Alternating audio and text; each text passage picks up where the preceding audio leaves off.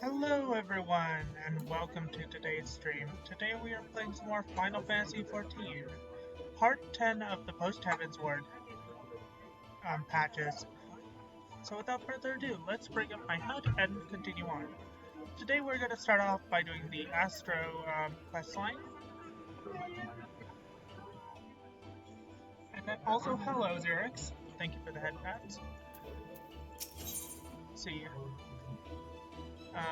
Jan is nigh ready to burst with excitement, making the Viscount wait any longer, and there is certain to be a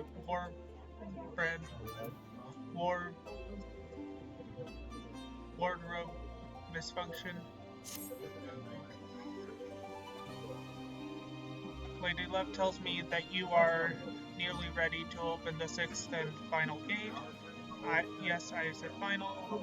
We all know that there are 7 heavens, but opening the 7th is impossible. We will accept upon death, of course, an attempt to attune to the portal star would be sheer madness and most certainly spell your doom. But look at me, even now, attempting to tutor the Great Wolf Mage when it is obvious your talents far surpass mine. Forgive me. Lady Lev has yet to depart for the location of the final gate. Doubtless she fears yet another bandit attack, but whatever the reason, she remains on the 2nd floor and has asked that you visit her at your earliest convenience.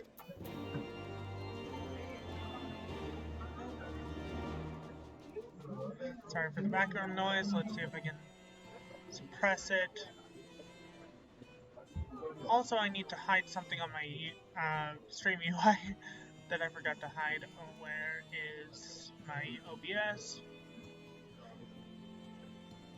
As you can see, behind my avatar is something that should not be on right now. Wake up, Fujitech is off.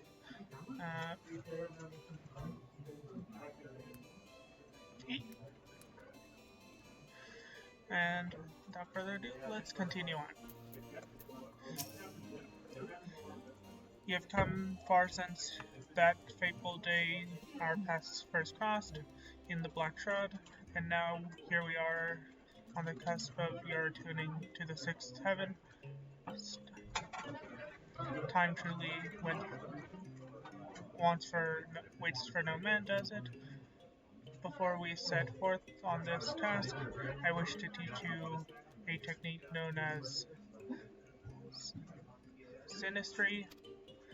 By temporarily enjoining your fate with that of a companion, they will reap the star's benefits, as do you.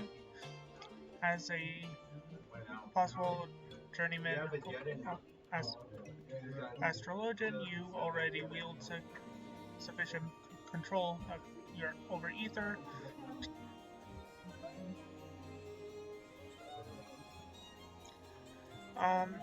You need only focus it upon establishing a bond with your chosen ally to achieve synastry.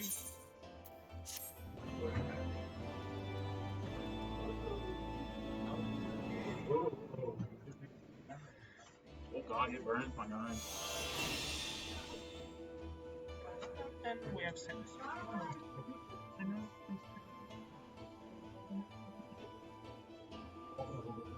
Oh, the stream avatars! I knew I was forgetting something. Let me fix that. Fix. Boot up stream avatars. Thank you for reminding me, Xerix.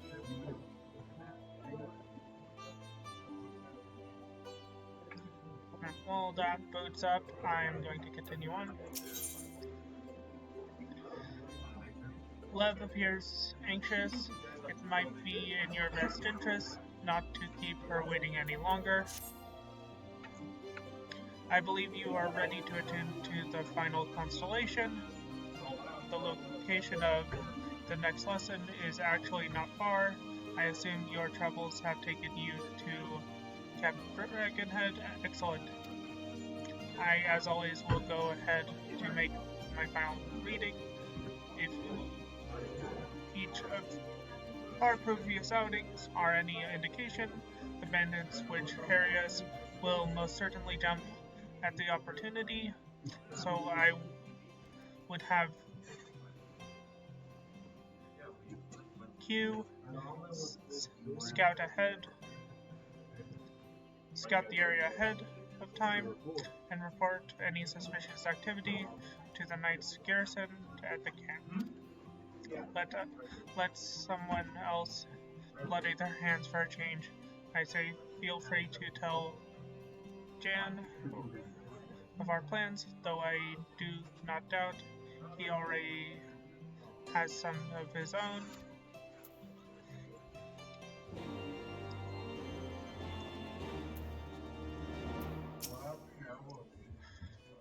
Lady Lev has already departed.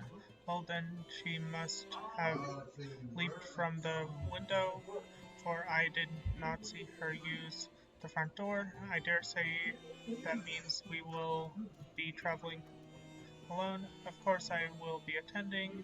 Why wouldn't I be?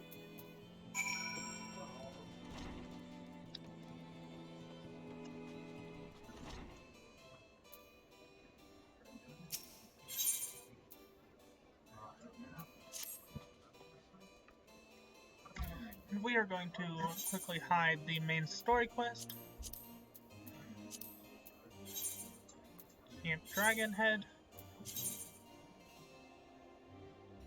Okay. Stream avatars booted up. If it is, okay. Now to activate it.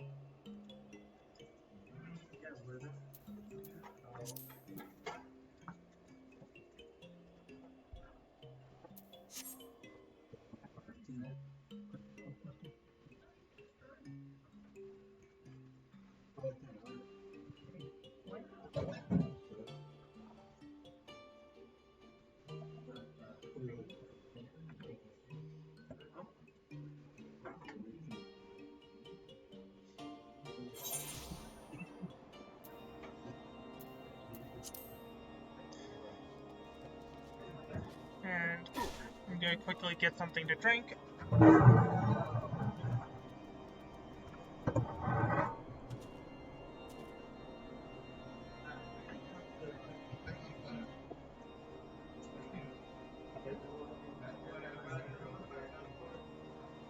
Hey, driver.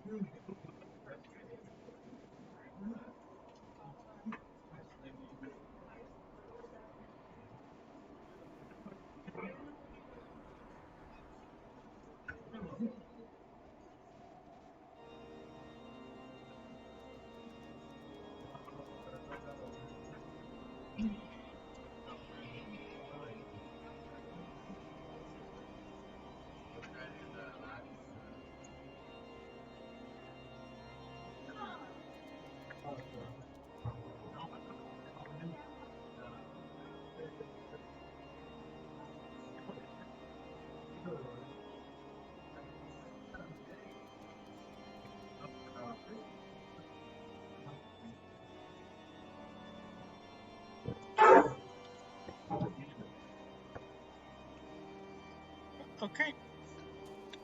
Time to, oh yeah, where does this go on my hotbar? I think it goes here. Let me double check.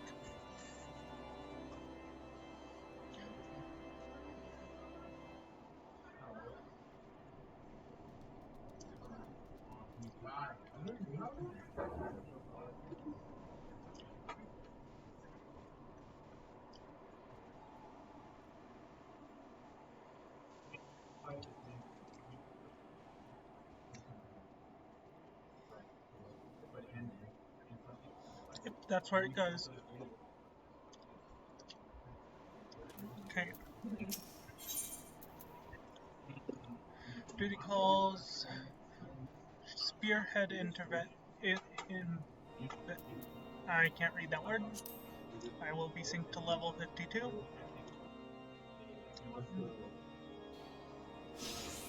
I'm currently level 60, so I will be losing skills.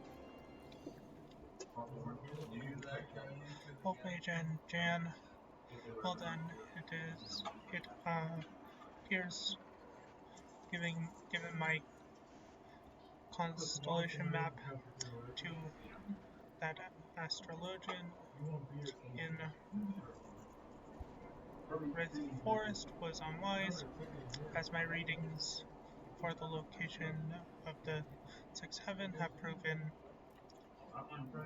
slightly off. However, a second constellation has shown that calculation has shown that we are close. The optimal location lies just to the north of here in a derelict tower known as the Steel Vigil. You've the look of a learned about you. I'd ask if you've seen this star map before. It was on the person of an astrologian who came to us seeking help for being attacked.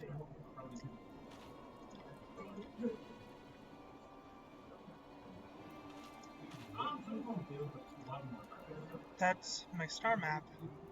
That's my map. The one I gifted to the astrologian at Wrath Forest. Do you mean to tell me that she was set upon again? Your map? Well, then I am going to have to ask you to accompany me for questioning. The astrologian claimed that she wrested this charge from one of her assailants before escaping their grasp. Lady Love, why would you assault the self-some woman you risked your life to saving? Because she did not. Why would you even think something so foolish? This must be some sort of misunderstanding. I was present at the assault. We saved the young woman as of you which you speak from a party of bandits, and Lady Laugh gave her own constellation map to replace the one damaged by her assailants.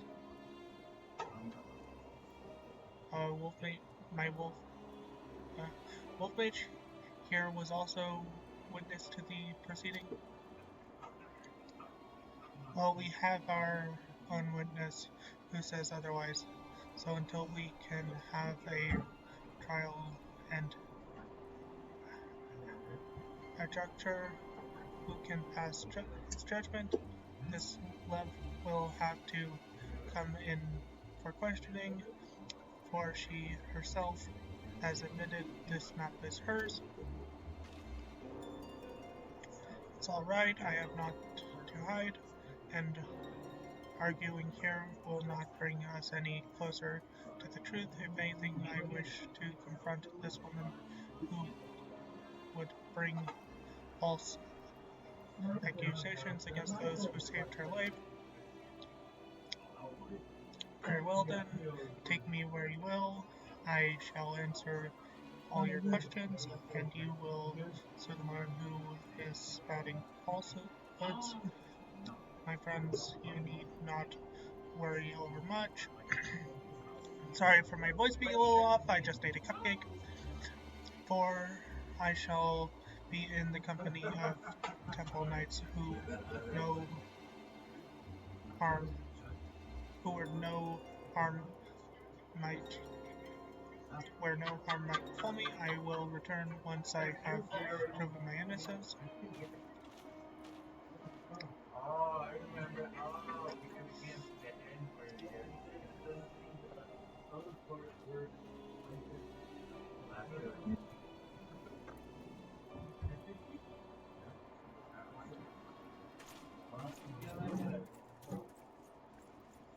No harm. That night was the same astrologian who we saved in Mordona, the astrologian who now claims we attacked her. Are you saying the astrologian was a temple knight? No, listen. I'm saying the astrologian is no more an astrologian than she is a knight. I'm saying we have been played. We've fallen victim to a ruse that has landed Lady Lev in the hands of those who have been attempting to kill her since she set foot in Eorzea. Then you are saying she won't be safe in the presence of those temple knights. Those weren't temple knights. However, they were wearing the colors of our temple knights most heavenly, and if we were to assault them this near to the heavenly garrison, Camp Dragonhead, we would be struck full of arrows before anyone asked. That's why we even drew our blades. No, we must shadow Lady Lev's captors and wait for an opportunity to take her back. How exciting. Can I take point? No, of course not.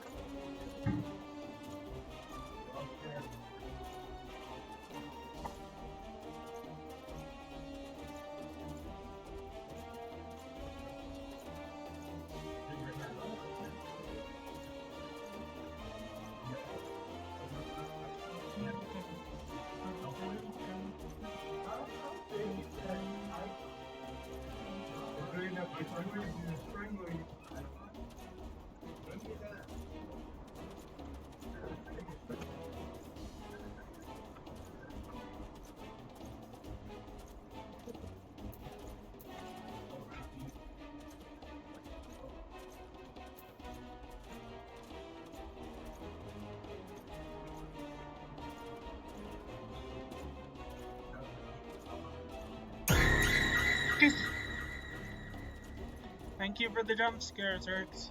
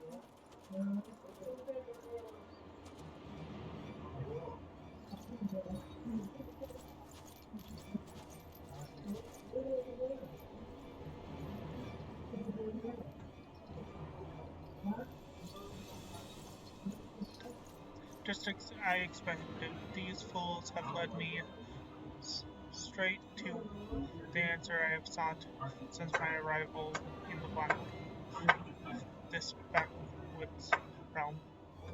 Backwoods realm. As if I am not mistaken, my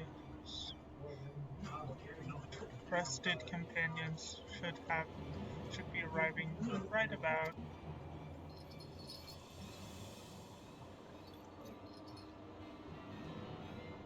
now. I'll be taking this.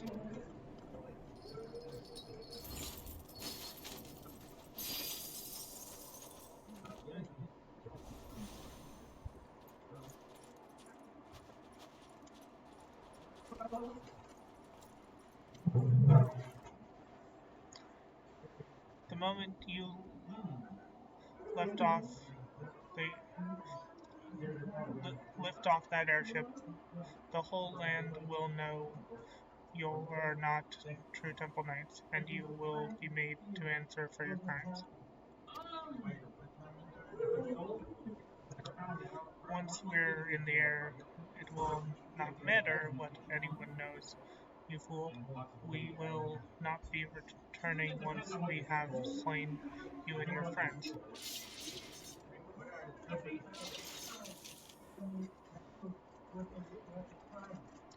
No one shall stand in the way of my fate, especially not some dog's body of the forum.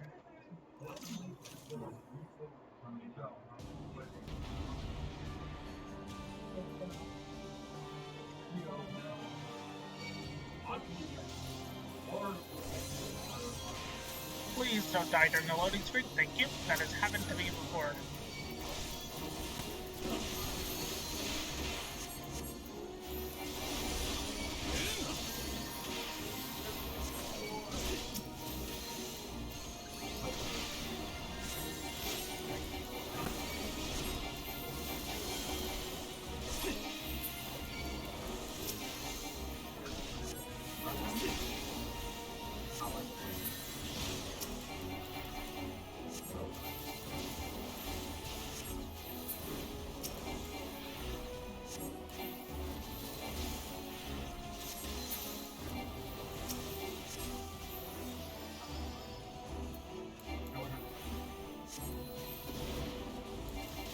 Malefic.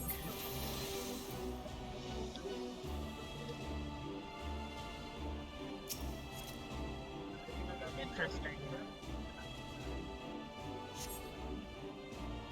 Duty complete.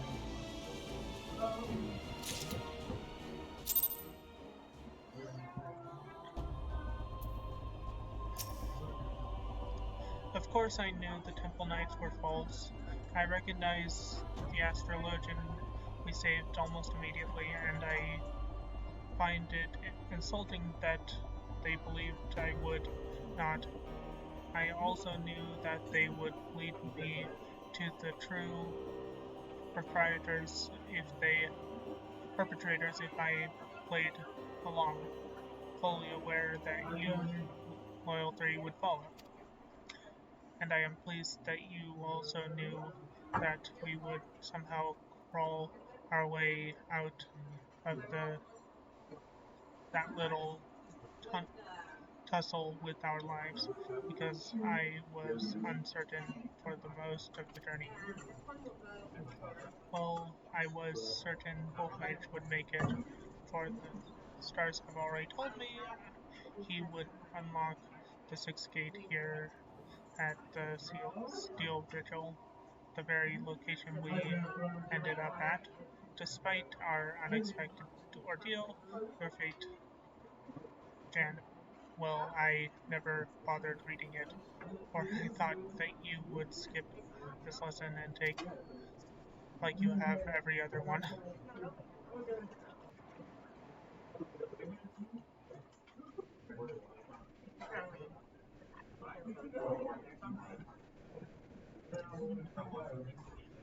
Will Mage gaze up upon the night sky and open your soul to the final constellation, the sphere.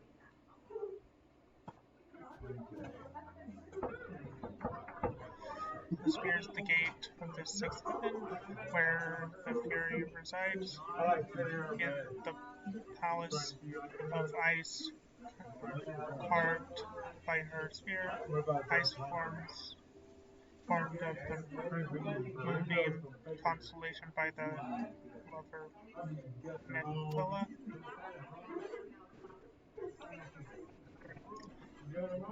The sphere not only the fills us not only with power to overcome our enemies, but also the compassion that is necessary to grant those same enemies mercy. Now power is yours to see directed at to those whose fates require it. It is done. You have returned yourself to the sixth heaven, lower heaven, and now that you know their strength, the true journey begins.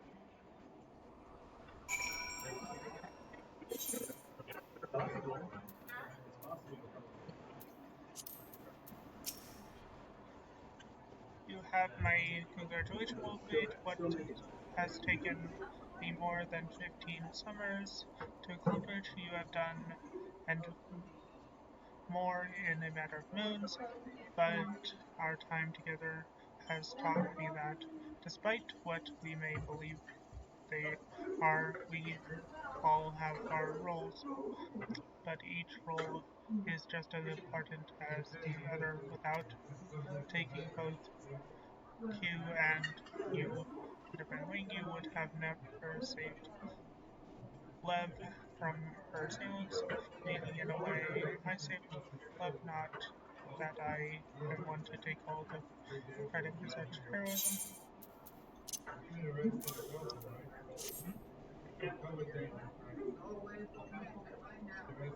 Nor shall I take credit for this missive that never would have been discovered were it not for making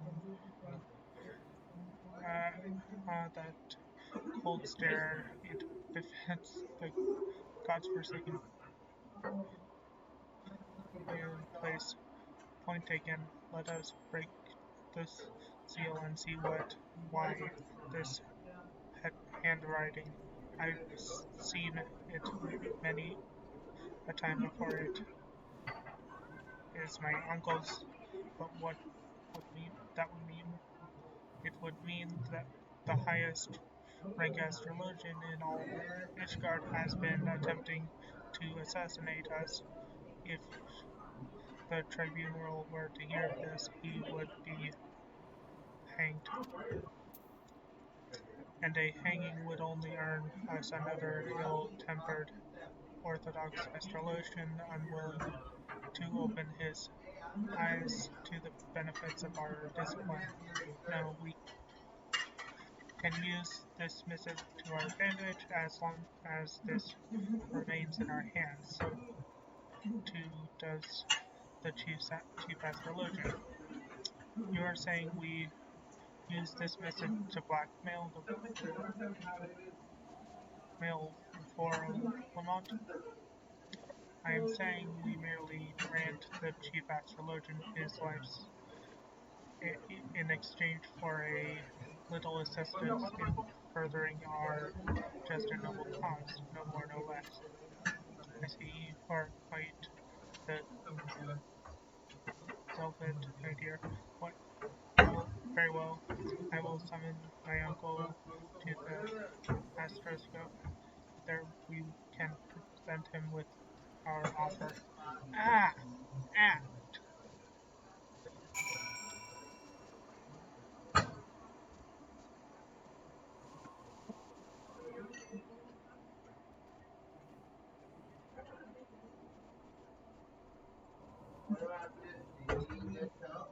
OC? What's an OC? Oh, those. Let me turn those on.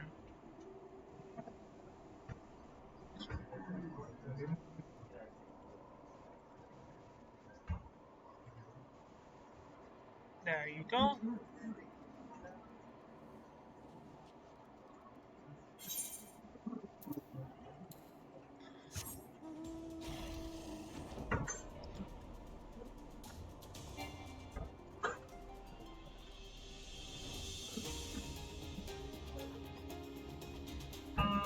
So which one? Left or right?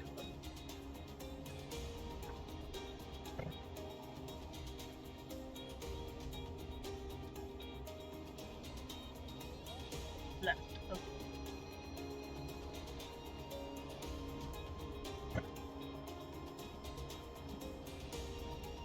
There you go.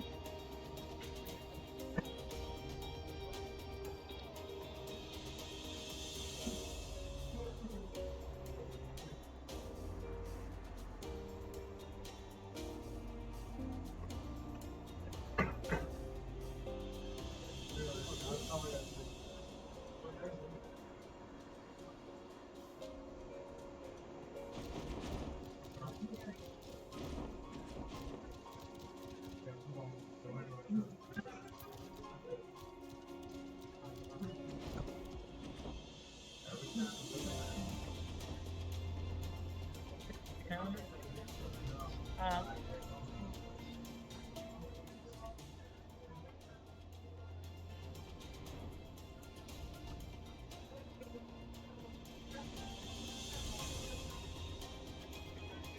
I just flat out missed the quest location.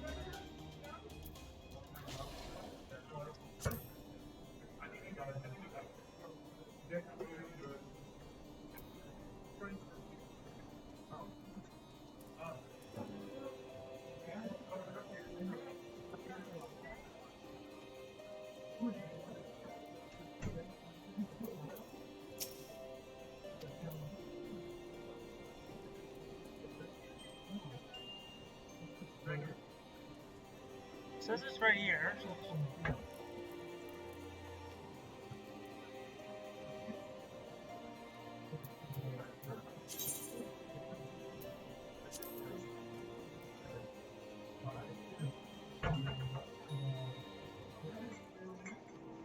Maybe it's on the roof? Ah, it's on the roof.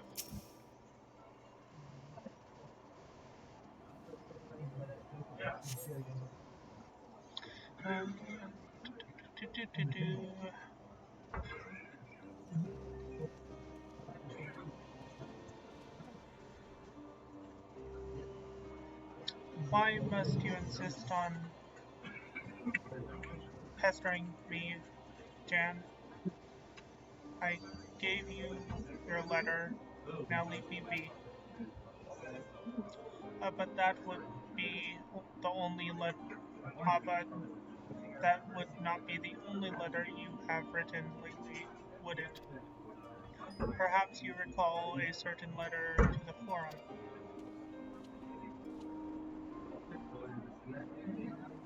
A letter carried by a party of less than savory characters who attempted to kidnap Lady Lev and deliver her to Charlian, not to mention kill me and my friend and my manservant and my good friend Worldmate here, who you may have forgotten is an honored, currently an honored guest of House Pratap.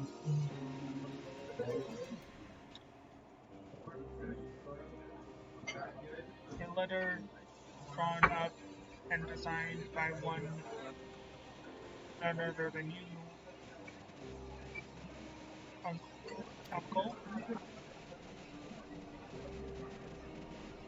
Oh, but do not presume to misunderstand us. You neither wish we wish neither to disgrace you nor your death to disgrace nor your death, at least not at our own hands. In fact, we wished to very little from you, not you might say, in the sense that you are to never use your influence to hamper our efforts at spreading Charlian astrology here in Ishgard. Involve yourself no more in the affairs of me and my guests, and your secret remains safe. I will even forgive you for trying to have me murdered, that is, if you give me your word. It is not as if you left me with much choice. You have my word, but know that silencing me will not make your nonsense any more accepted in the vault.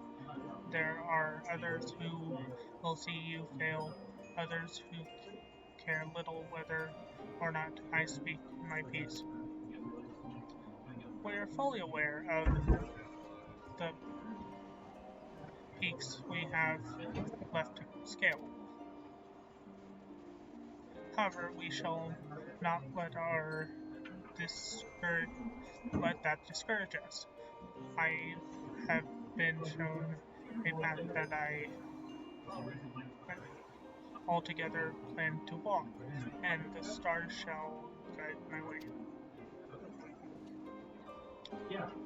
The stars foretell many things, my dear, and not even the best readers can see them all. Do not forget this. So we have silenced him, but to hear him tell it, he was the least of our worries.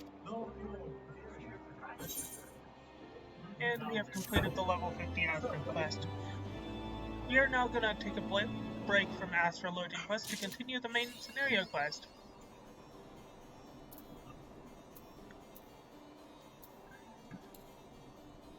Switch to White Mage. Not that menu. That menu. Camp Overlook in Outer Lednosha.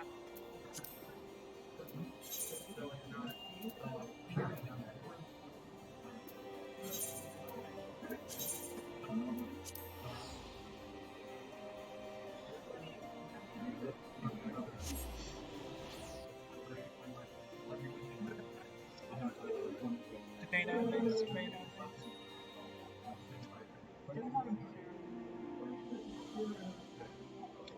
Get up and get a drink because hydration and liquid refreshment is important.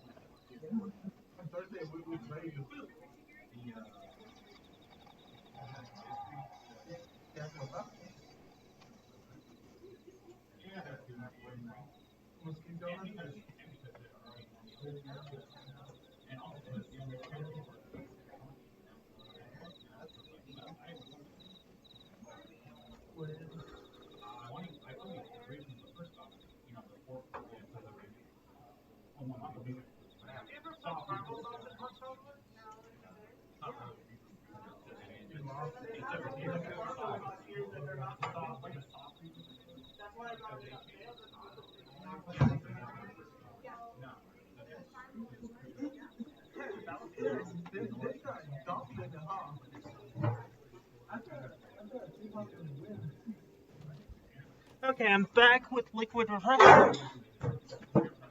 Okay, Xerix.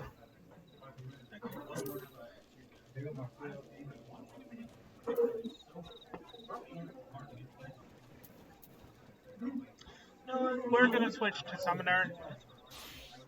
Also, still no duty support with that, even after this most recent update.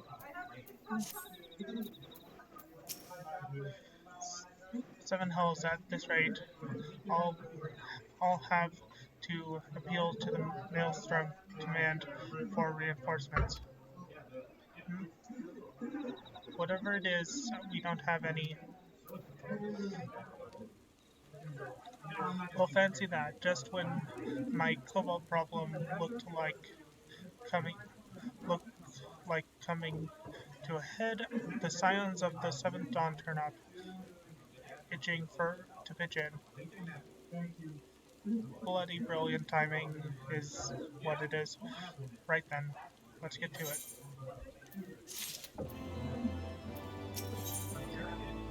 Commander Bo Blo- Bloated, I can't read that name, is eager to put you to work.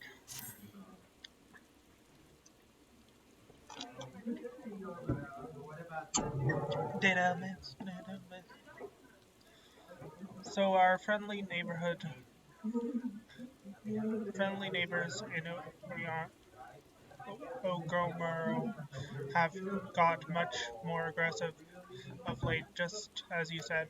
Matter of fact, our scouts spotted one sniffing about the stores just now, likely looking to make off with an armful of crystals. I'll be damned if I'm about to let that happen. Lend a hand and help us search the camp for the little bugger, would you? Also, time to borrow my Eevee.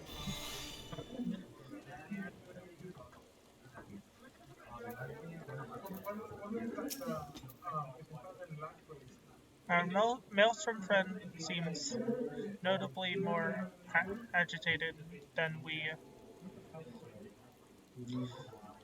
when we first arrived. Did you happen to know why that may be?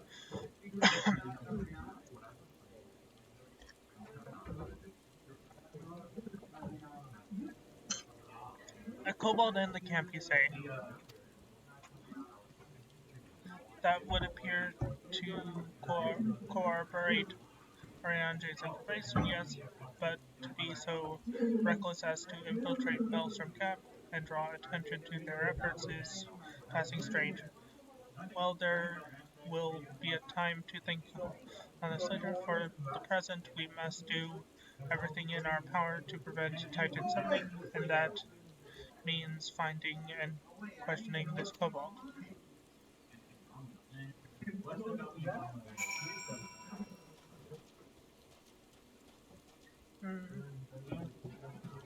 Also, repair here.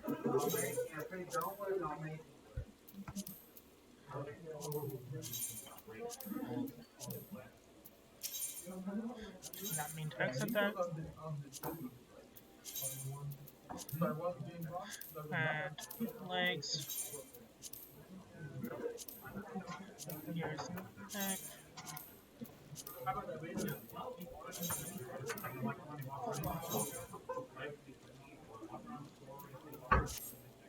Let's see.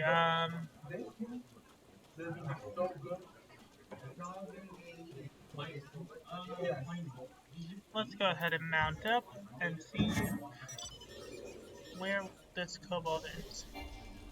Take an airborne view.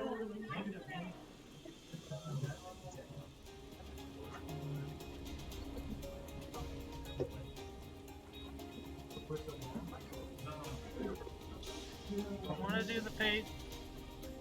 And the trace.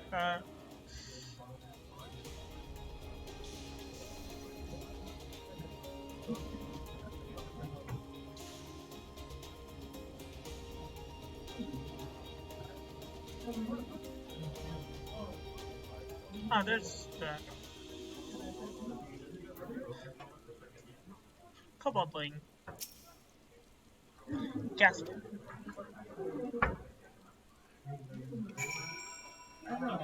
Run off in this direction.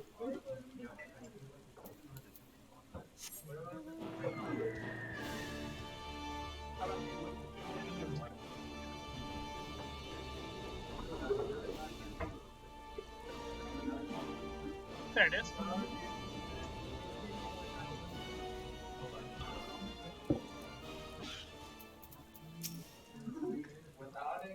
Stay back. Away, far back.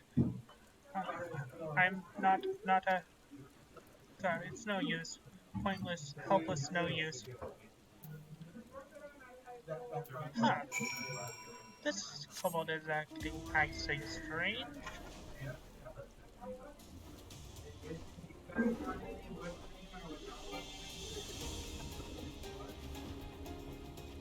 Is it up here?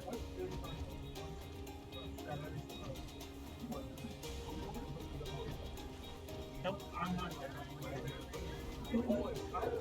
Is it down here?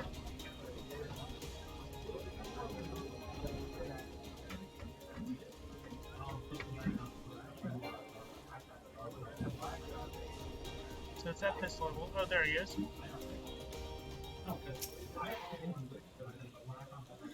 Please don't hurt me. I only wish to talk. Yes, just talk.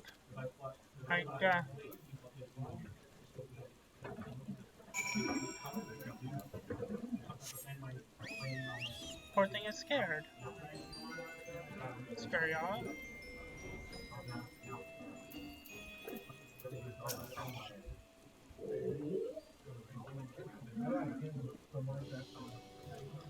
This was a stupid plan. Stupid. And if I tell no one, then everyone will. He found me again. What do I do? What to do?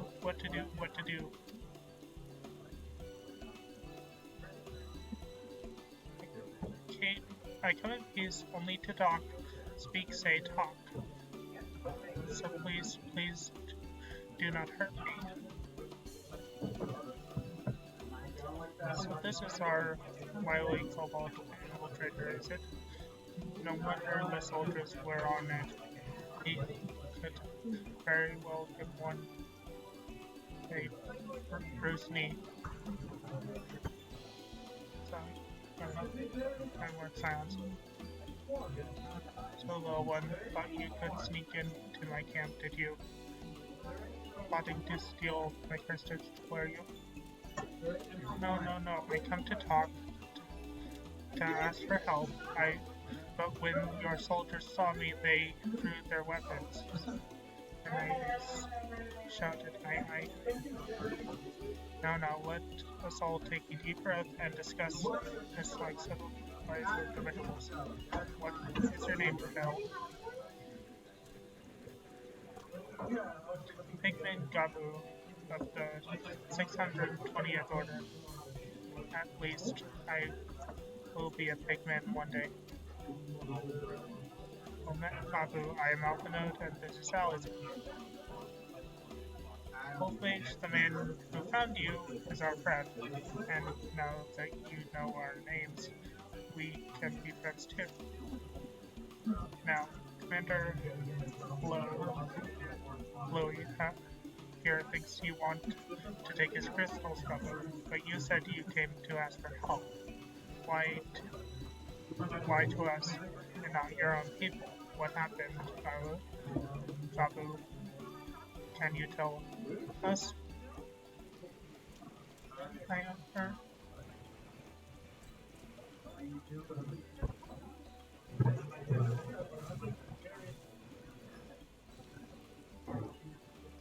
No one is going to hurt you at all. Not while we're here, I promise.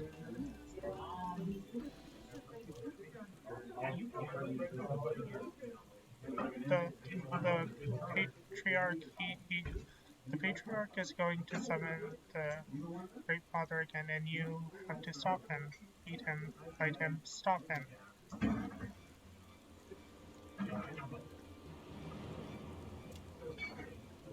Babu's parents said they didn't want it, along with many others, but the patriarch wouldn't listen. He was so angry, raging, fuming angry. He said that if they don't have iron in their hearts, they would serve to cook for, as cook for the furnace. And then the guards took my parents and the others away, and I haven't seen them since. Coke for the furnace? I did not want to believe it, but I have heard tales of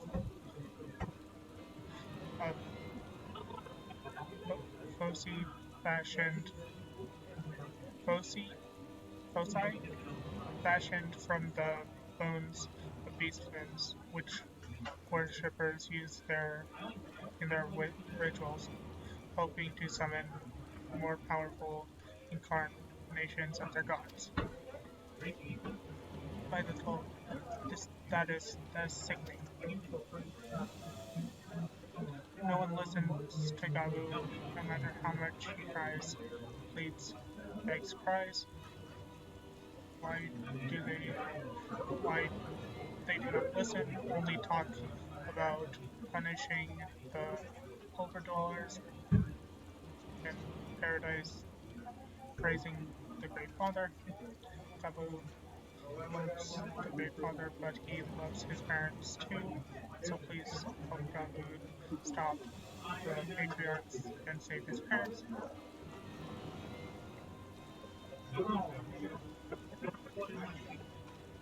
Commander, advise Maelstrom Command that Titan summoning is imminent.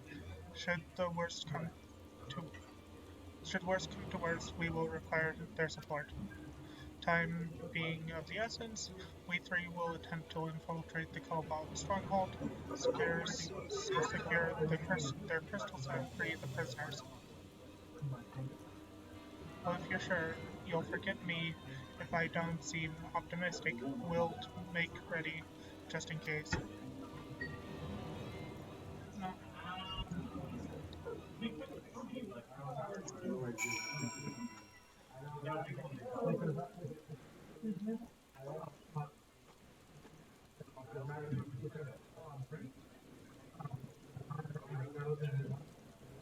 Okay. We have. I have faith that we may yet stop the ritual. Would we would surely have detected the exploited etheric disturbance had Titan manifested already, but I cannot speak for the prisoners. Well, have mercy that they would even contemplate sacrificing their own flesh and blood, brothers, sisters, mothers, fathers. Time is of the essence.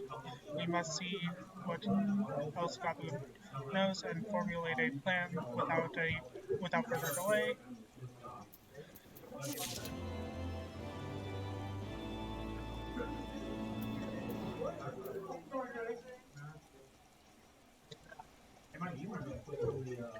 I am going to take a quick break to get some more liquid refreshment.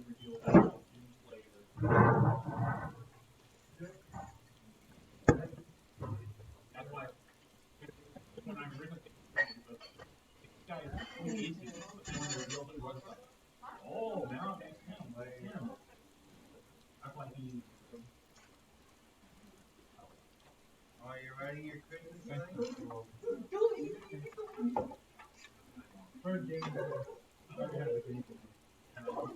I'll take it, Frank. I'll take it, Frank. There's one more right there. I'll tell you about the juice you have in your hand.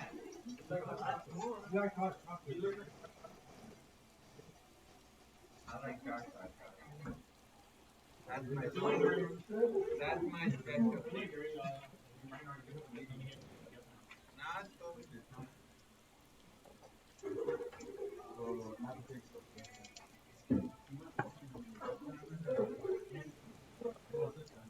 I am back with water and hot chocolate.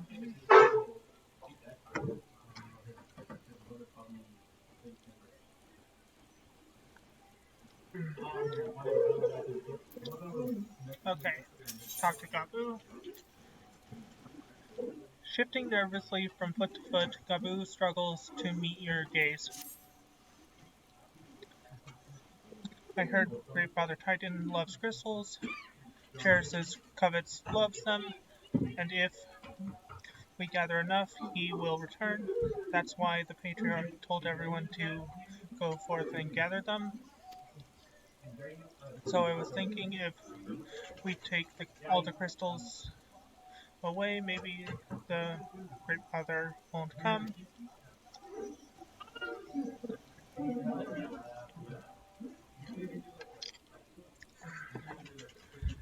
Very good, Gabu. I was just thinking the same thing. Do you know where these crystals are stored? I know. Several spots, each defended by different orders. Gabu wanted to steal them, but he was too afraid to go alone. Yes, too afraid to go alone. But together we can take them away and hide them. Come, Gabu will lead you to the first cache.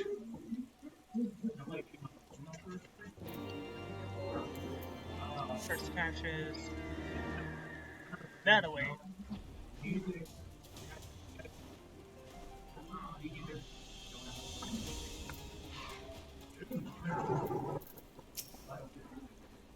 Quick.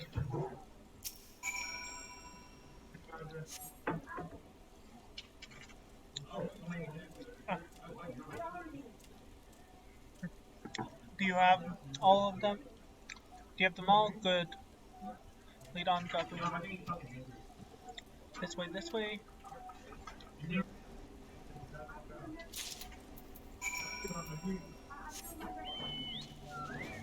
The chonky boy. The chonk. The chonky chicken.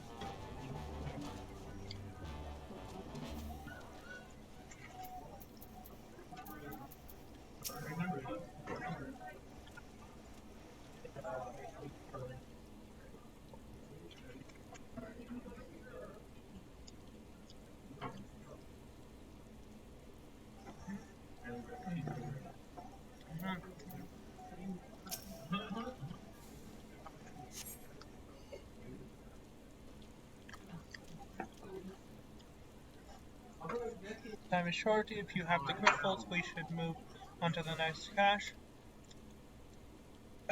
Did you hear me, brother? Brother? Hi, it's just that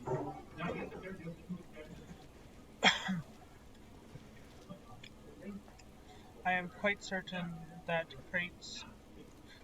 crate once bore Ishgard's seal. Someone took great pains to remove all traces, but enough remains to make out the pattern. See for yourself. I struggle to imagine kobolds traveling to Karthus to obtain crystals, much less bothering to conceal their origins. I suspect these crystals were smuggled into Belbrand by another party, most likely a pawn of the Asians, as thinkers speculated. I do not understand. Who are the Asians? Do they worship Great Father Titan too? Never you mind about that. As Alize said, we do not have a lot of time. Can you lead us to the next cache, Gabu? Yes, of course. Gabu knows the way. This next one is the last, and it's very large, big, very big, very huge, very large.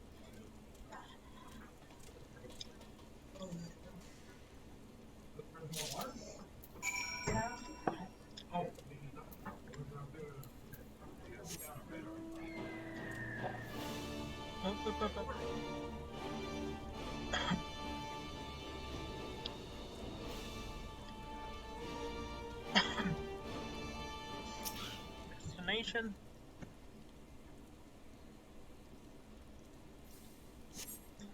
Though you cast about for a time, you see no sign of the crystals.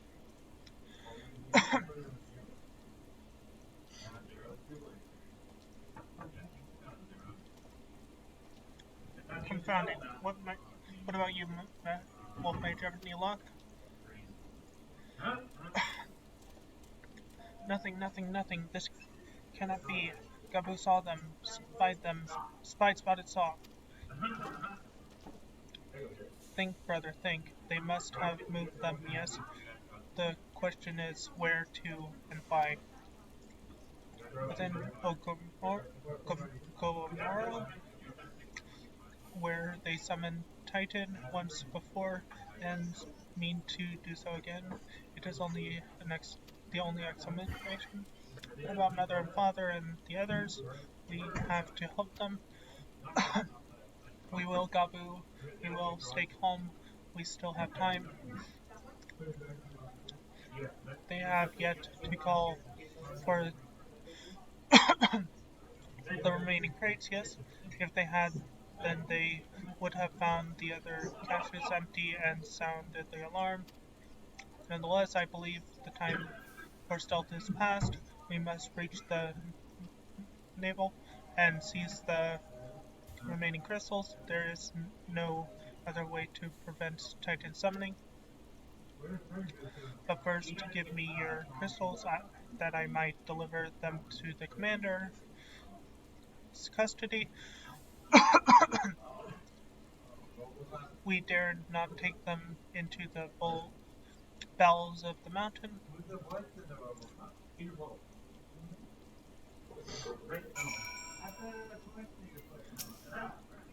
The crystals, Wolf Mage, if you would be so kind.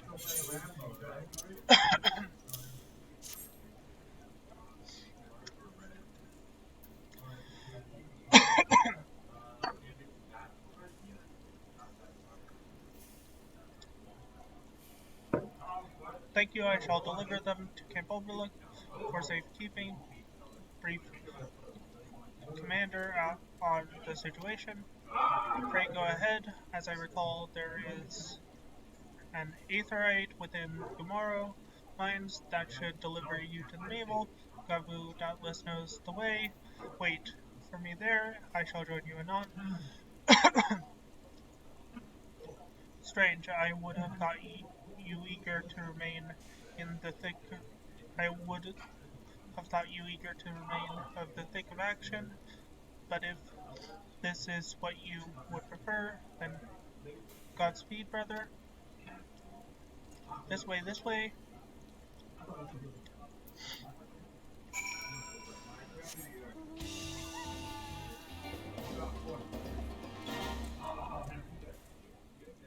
Yellow.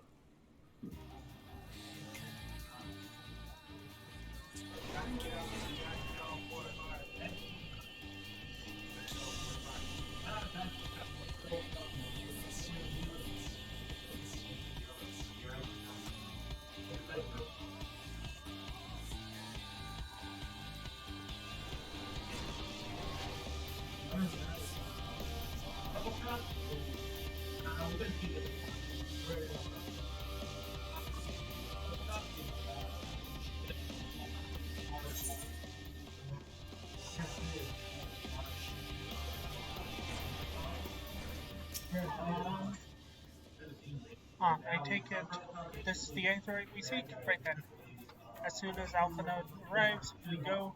I trust you are feeling suitably heroic, Wolfmate. There's no telling what sort of resistance we'll face in there.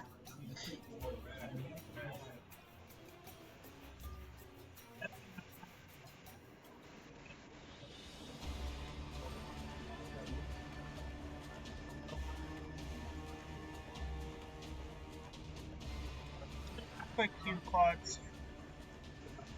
Briskly, swiftly, quickly. I will not suffer any further delays.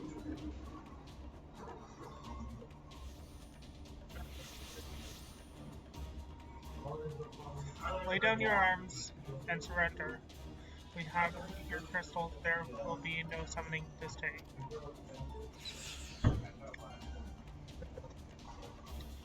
Overdwellers here, but how did you? Where are my parents? Patriarch, where are they?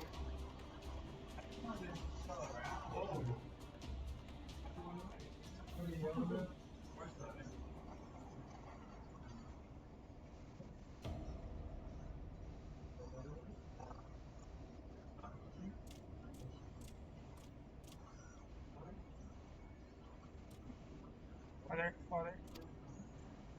Oh no. Coke for the furnace? You monster, how could you?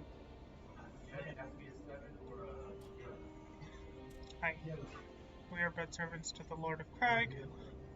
We are his, and that he may drink of our blood and partake of our flesh, that he might draw upon the strength of his children, defend them for the tyranny of overdwellers. No, Alize, not yet. Alize. I understand, Patriarch. Do you? Your I do. Your fear, your anger, your hate. You would do anything to protect your people, anything to deliver them from despair, whatever it takes to ensure that those who threaten you can never do so again. But in your single-minded pursuit of this objective, you have brought suffering to your own kith and kin.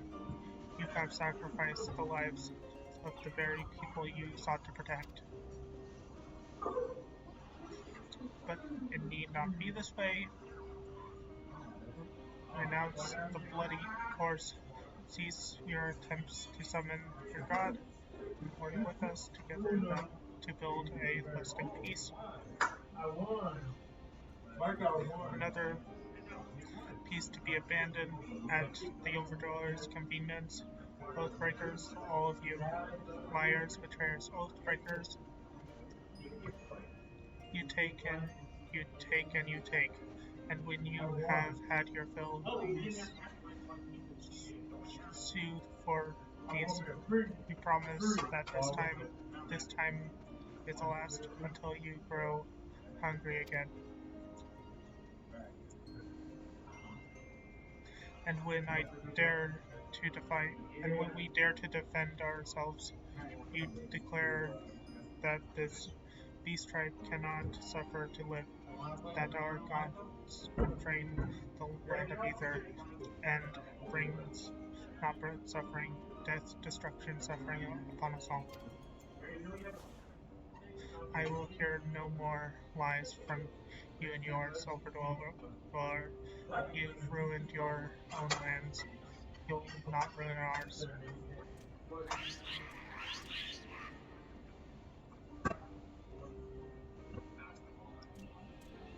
I said I'd come for you, and I did. I'm here, I'm here, I'm here. Wait, do you still have your basketball? Say something, please, please.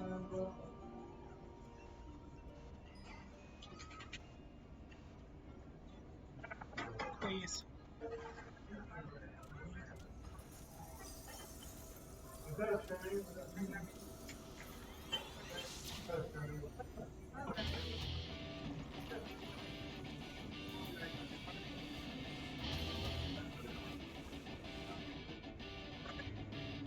Wake up, wake up, wake up, wake up, wake up, wake up.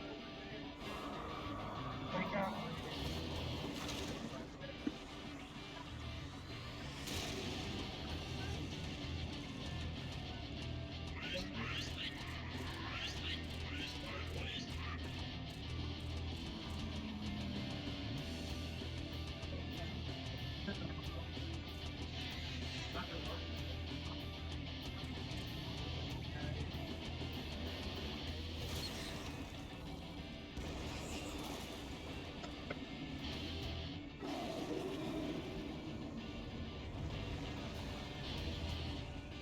Seven hells.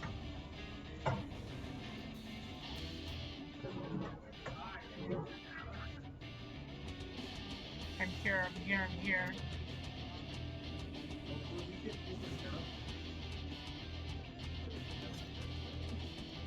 Talk it out. Leave it to me.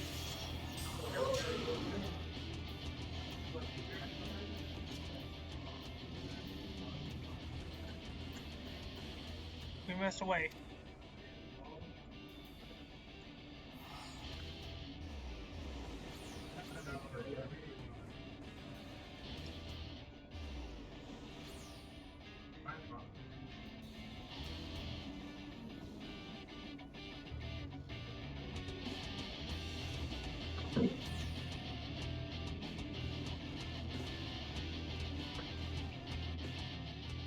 Cardboard pulled to the face.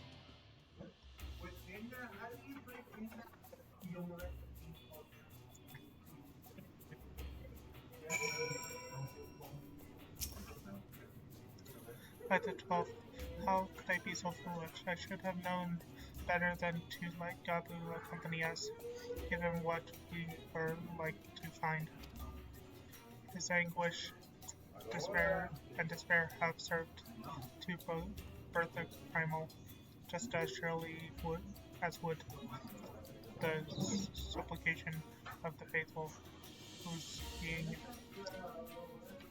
born of such tremendous emotions, this incarnation of Titan seems incapable of naught but violence. If I have one cause for optimism, it is that while many crystals were present, they represented but a fraction of the quantity intended for the summoning ritual, meaning that Titan must be far weaker than planned. Be that as it may, he is yet a primal, and the longer we leave him to bleed the land of ether, the stronger he will grow, and should Titan be permitted to leave Okamoro, more lives will be lost. The Maelstrom will rally their troops, and the cycle will continue. We'll wait, you know what must be done. Will you force the Lord of Karg once more?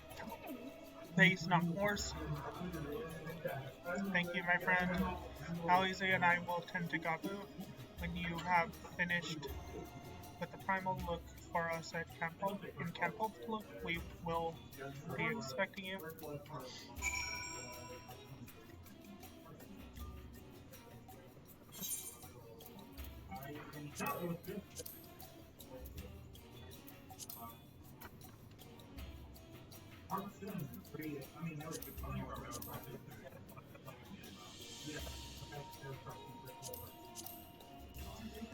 I'm gonna queue up as healer. So we can... Actually, before I queue up, I'm going to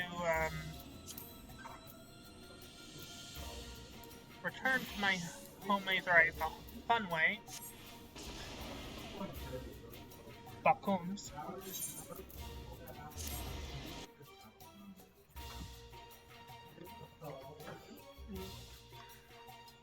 And we are going to return to my home world because Meduin is not my home world. Seraph is.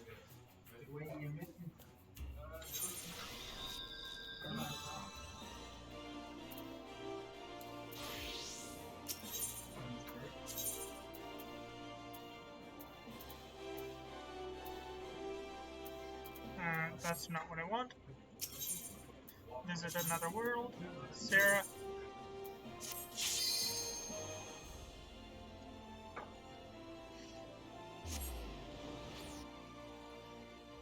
And we are going to...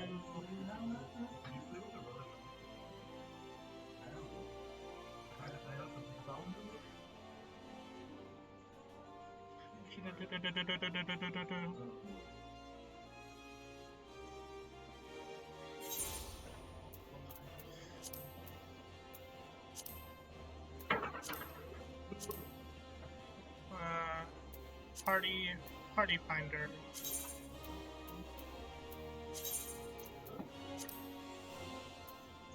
Trials.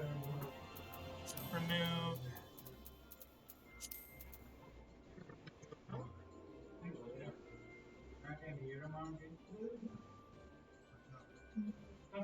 Enable hard. Undersized party. Recruit.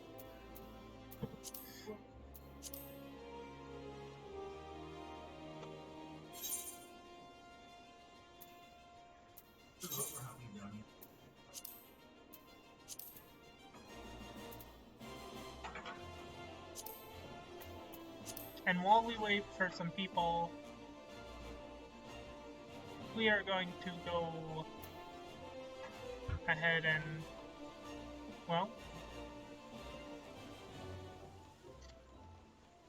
do the hunt for this week.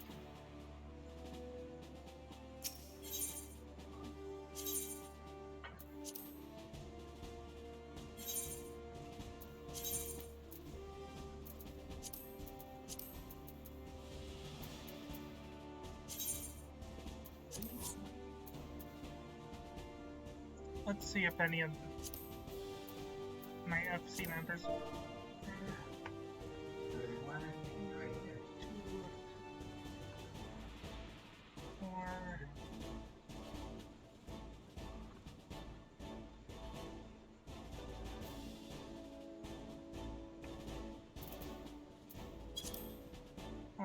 FC.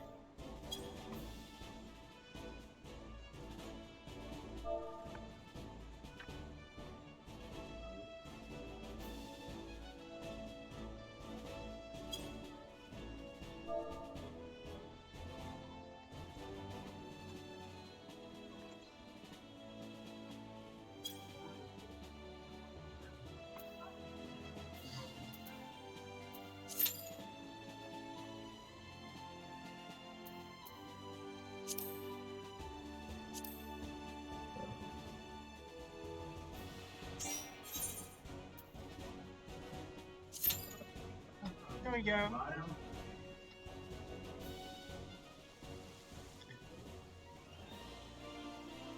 Now we have a party member who can join us.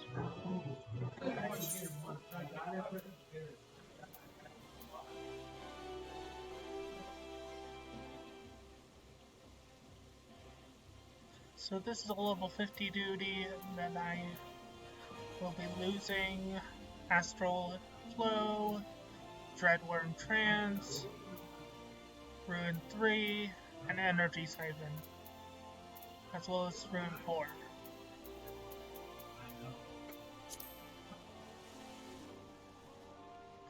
So while we wait for that, I'm going to go to Outer Lenosha.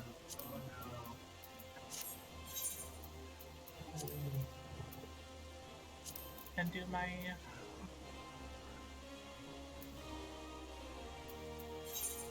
hunt for this week.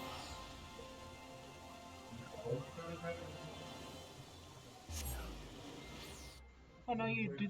Now you goop it. Good boy.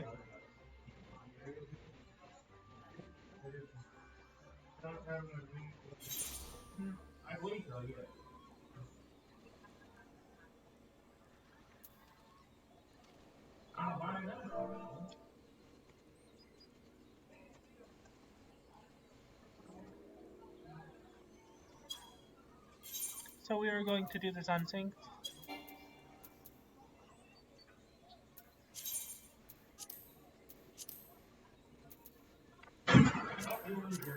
Join.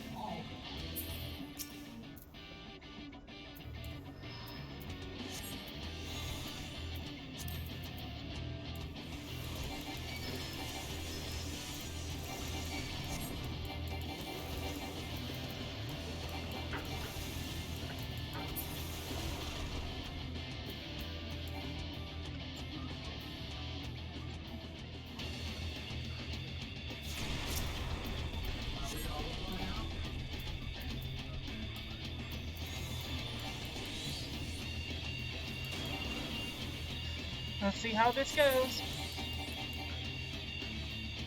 It's going okay.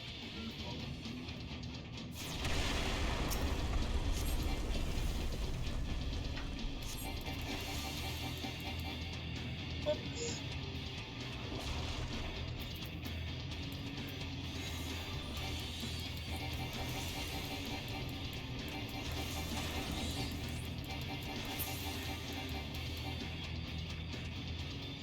Oh, don't stand that close to the edge.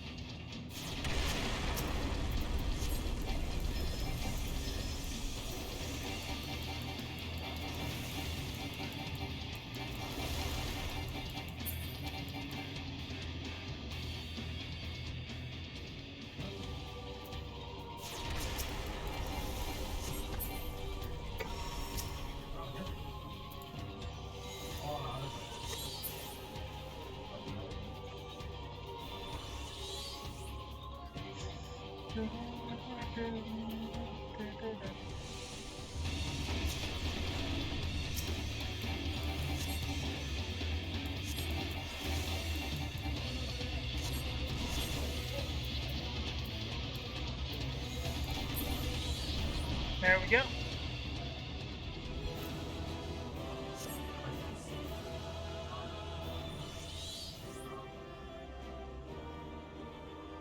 There we go.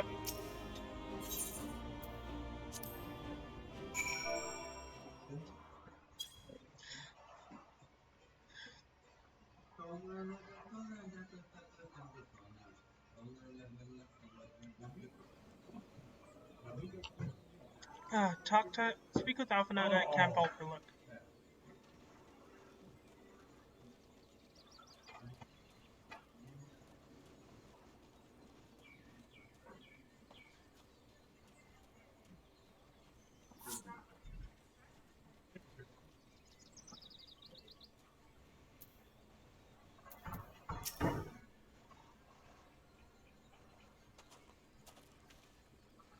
Ah, there he is.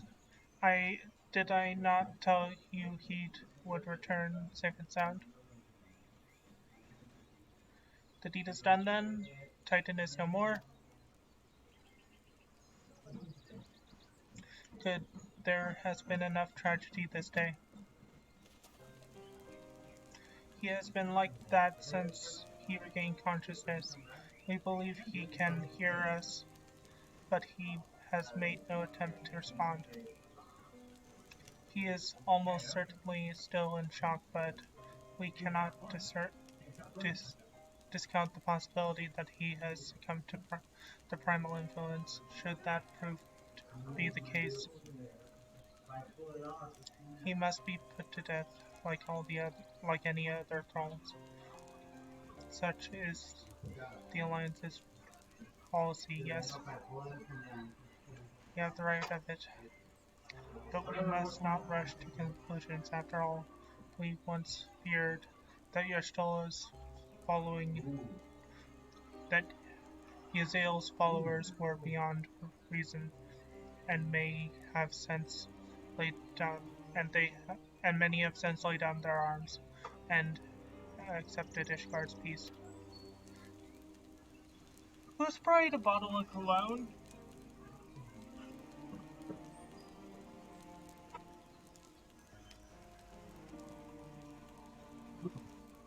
Someone sprayed a bottle of cologne near me and now I'm getting a headache.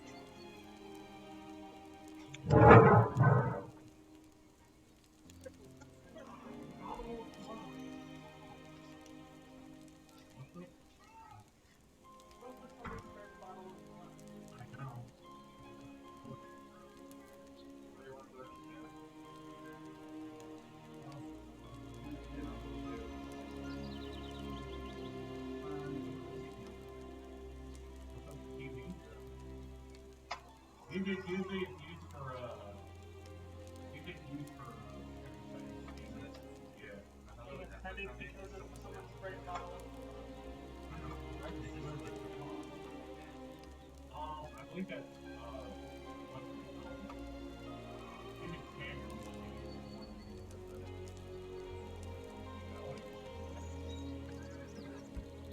No. sprayed an entire bottle of glue around here. Anybody can tell me if you guys want this. I'm good. I know, Matthew. I'm going to dress for fun.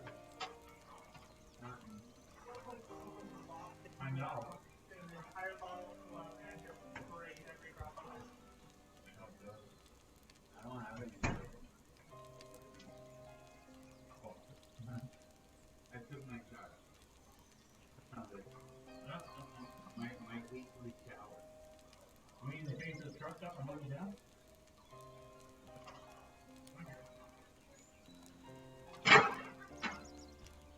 Here you are.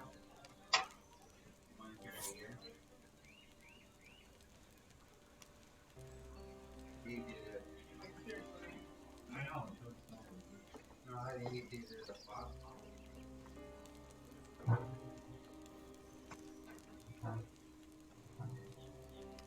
Okay, I'm back. It smells like someone sprayed an entire bottle of cologne and just walked into the room. We can but watch and wait and pray. And it's giving me a headache because of this bottle of cologne situation. Yeah, it sounds like someone walked into this room, and sprayed the entire bottle of cologne.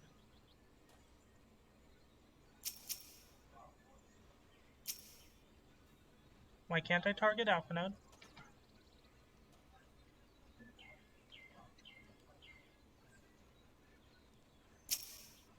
There we go. Alpha Node would rather not worry about what may or may not come to pass. There is naught to be gained from dwelling on an eventuality over which we have no control, much less one which may never come to pass.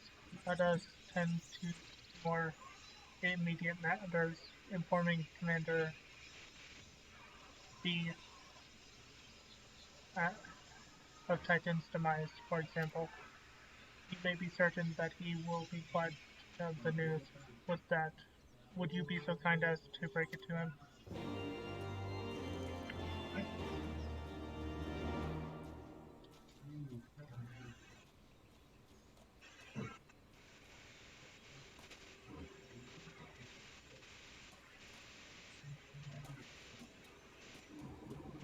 You okay, John? You okay, dude? You were a sight for sore eyes when the others came back without you. I feared the worst, and they said you had matters well in hand. All settled then, is it? I'm glad to hear it, and not half as glad as my men will be, believe you me. Regardless of whether or not he was summoned properly, a primal is a primal, and aught is there ain't a soul in the maelstrom that hasn't lost a friend to one. Don't get me wrong, like, we were all prepared to do our part, but we weren't so naive as to think we'd live to tell the tale. Thankfully, of course, it didn't come to that, which, my friend, sounds to me like cause for celebration. Now I know you lot have places to be, but why not stay the night? We'd be honored to raise a glass in the triumphant return of Titan Bane.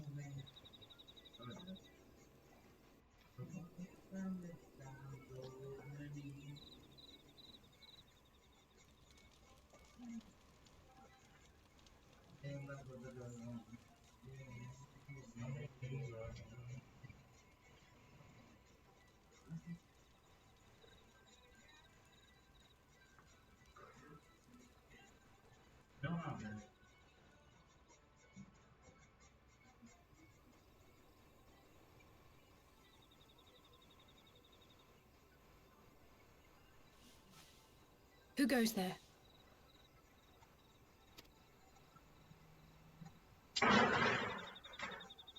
Oh, it's you. Forgive me for straying from the camp. He hasn't been feeling too welcome, to say the least. I thought a change of scenery might do him good. But, alas. Do you play like that? Okay, man. I can't even have to do it. Yeah, okay.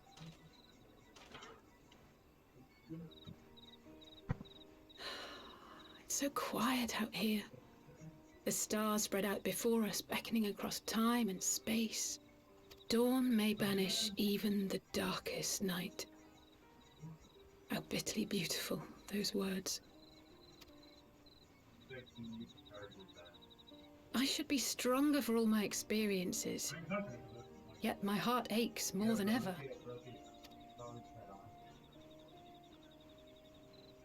I never understood why Grandfather gave his life that day. I thought that if I came here, I would find the answers I needed. But when I finally laid eyes on the land he sacrificed everything to save, saw firsthand the bickering, the pettiness, I was disappointed.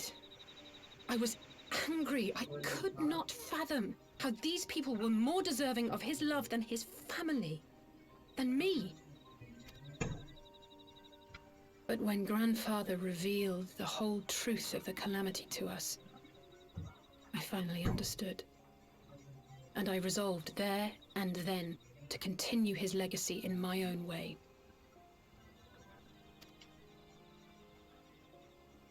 My travels have been enlightening, but I cannot say that I have enjoyed them. I have lost count of the many petty crises that I was helpless to resolve and of the people whose actions I could not understand. There were others, of course. Good people. People with whom I felt a kinship, whose lives I could not save. I found myself asking what it was all for. Why try if I was doomed to fail in the end? But then I recalled Grandfather's words to my father, years ago, before he left Charlayan behind forever. To ignore the plight of those one might conceivably save is not wisdom, it is indolence. We must all protect that which we hold most dear in the manner of our own choosing. We have to try, do we not? Of course, it's one thing to try and another to do. There were times while I was tracking the warriors of darkness when I faltered, when I was afraid. But then I thought of my brother, of Urianger, of you.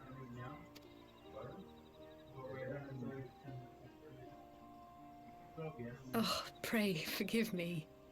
This conversation has been rather one-sided, hasn't it? Mayhap you could recount some of your adventures in Ishgard.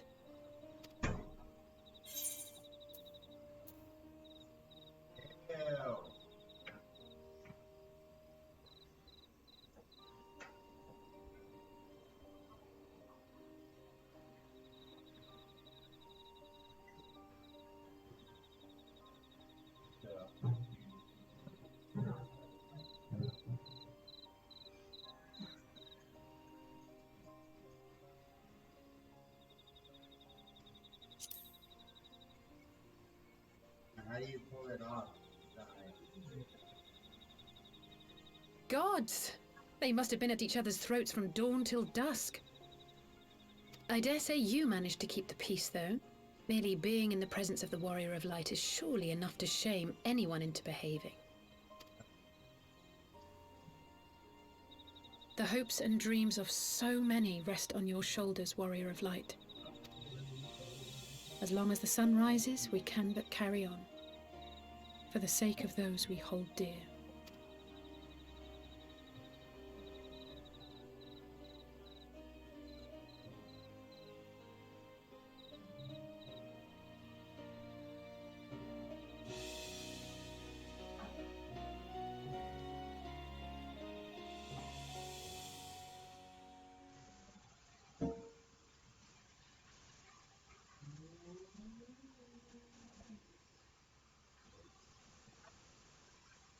What? Oh, you died.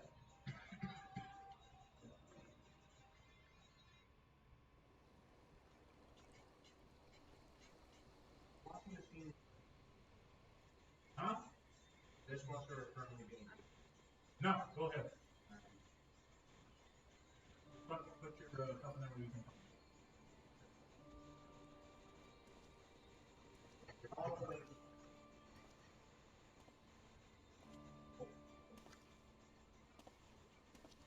To what end dost thou cling to the tainted gifts of the Mother? Every tool has its purpose. Even this.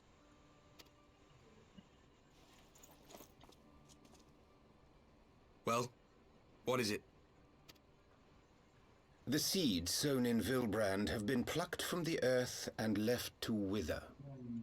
Alas, Titan's demise sufficed not to drive the kobolds to deepest desperation. What did the man in white have to say? That we are to proceed as he did first set forth. Well, that's easy for him to say! It's not his bloody world on the brink of destruction, is it? Be thou well reminded that with an end to Ishgard's unrest, naught now remaineth to preoccupy the Scion's thoughts. And thus may they devote their every energy to thwarting thee and thine. I foresee only greater difficulties ahead. Foresee? Are you sure you don't welcome them? I'm starting to think you might hold a candle for your old friends after all. Pray do not mistake mine intent.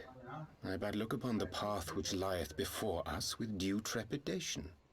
Shouldst thou be of like mind, pray consider then another course. For the power to invoke the ardor belongeth not unto the Ascians alone. With thine own hand strike down thine enemy, the so-called hero who would see thy home lost to light. Do but this, and thou wouldst at a single stroke disrupt the all-too delicate balance of this realm, plunging her straightways into chaos.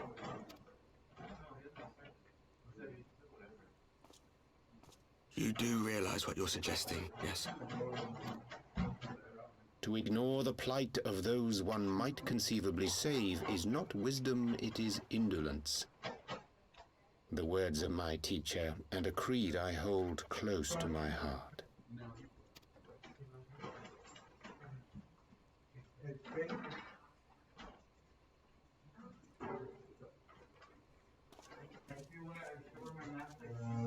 Very well. Draw him out. We'll make it quick. It shall be done.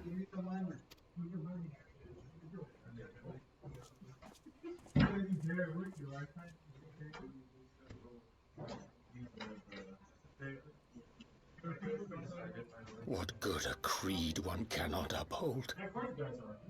What hurts soothed? What lives saved?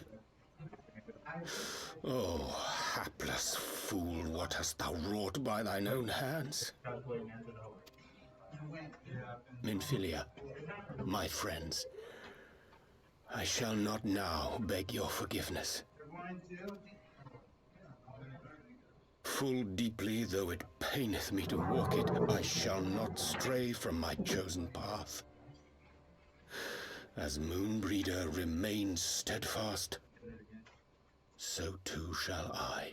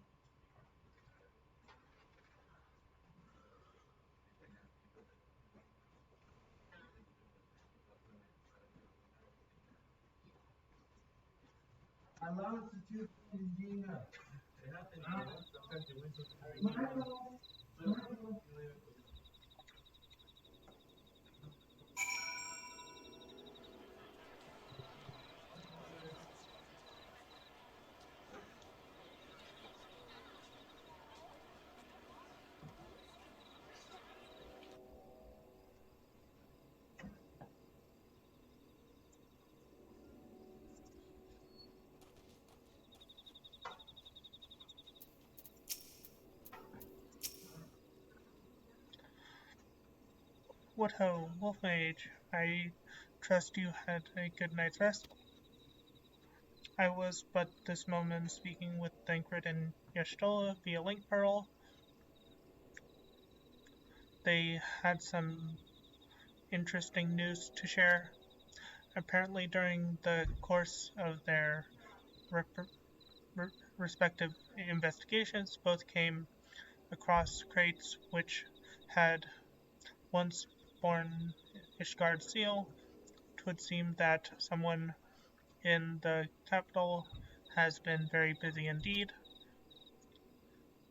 Accordingly, the Temple Knights have launched a full-scale investigation. Sir Emmerich believes that it is only a matter of time before the culprits are found, but we shall have to wait and see. In the meantime, it seems only prudent to look into the recent activities of the other tribes in case they too are furnished with Ishgardian crystals. And with that in mind, I suggest we pay Ariane a visit. Wait, where's Alize? She was here a moment ago with a Gabu. Do. Where is Alize?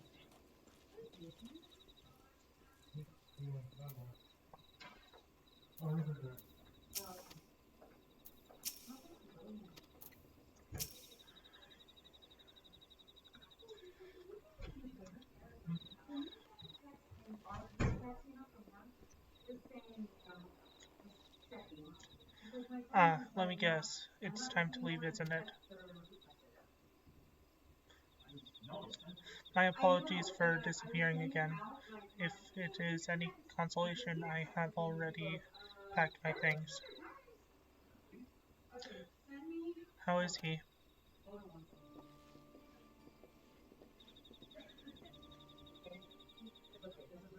Brother, Commander, something tells me you are not solely here out of concern for his welfare. But to answer your question, there has been no change. He will not speak nor eat. I am not even sure if he slept. If he did, he seems none the better for it. He just shuffles out with the same expression on his face. You will look after him, won't you, Commander? And treat him with every kindness. He's still in there, I know it. Beneath the anguish and the despair, he's still fighting with all his heart. He deserves to be given that chance. Until he comes back to us, until we know for certain what has become of him. You needn't worry. If he hadn't risked his neck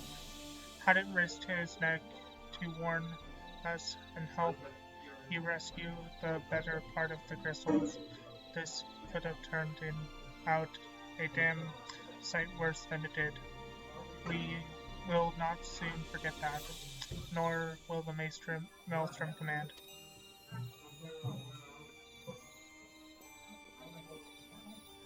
I'm so sorry, Gabu. I truly am. You should never have been made to, and I know I cannot possibly understand. Mayhap there is nothing I can do or say. The pain, the anger, the hopelessness.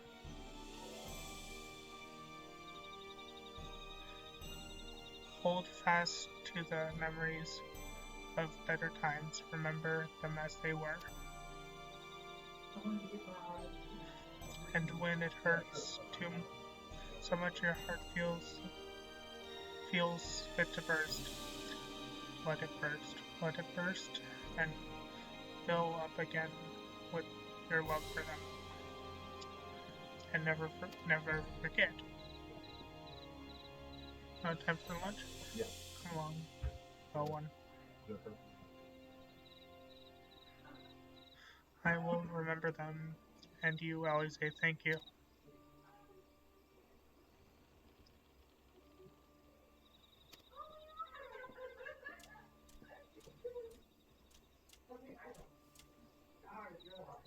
Alright, we can work. No worries. Have faith, sister. Your words have reached him. In time he will recover.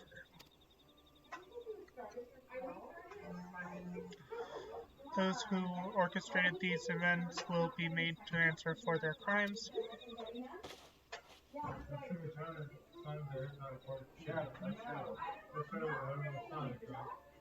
He's right. Sonic Foot. 1,000 times over, there will be a reckoning. Shadow, dude.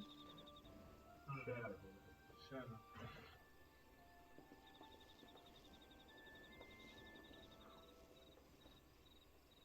Okay, Xerix, I actually have to go get lunch, so I'm gonna put this on BRB time for food.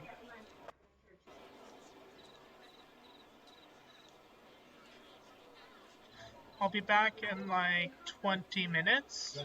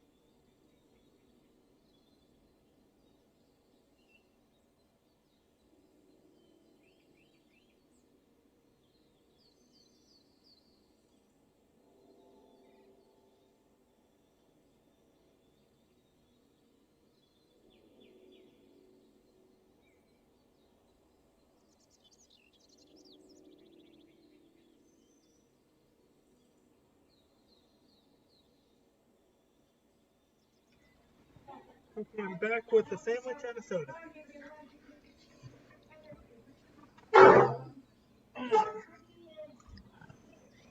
So,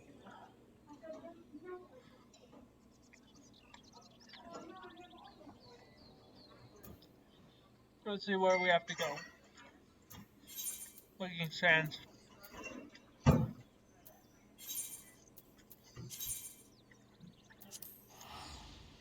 Oh,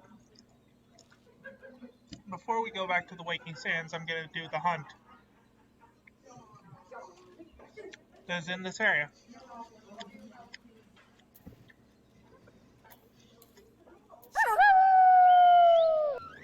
Thank you for the howl.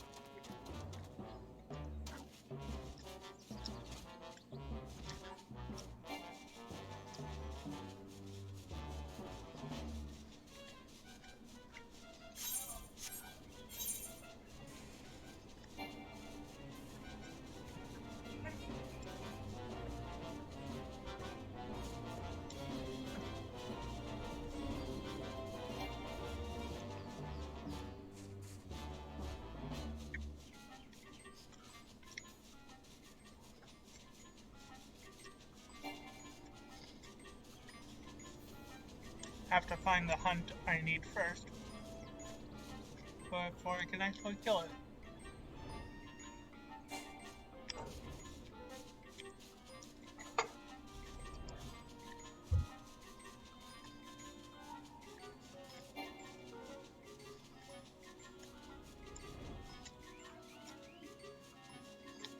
Not over here.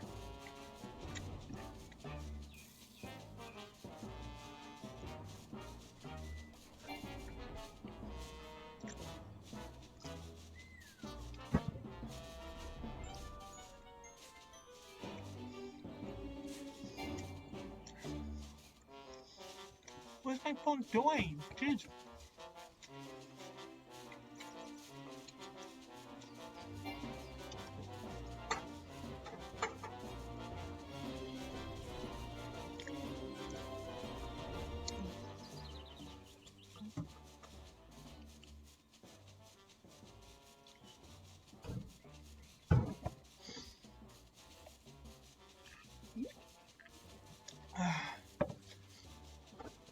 I'm basically trying to find my hunt, the thing I need to kill for.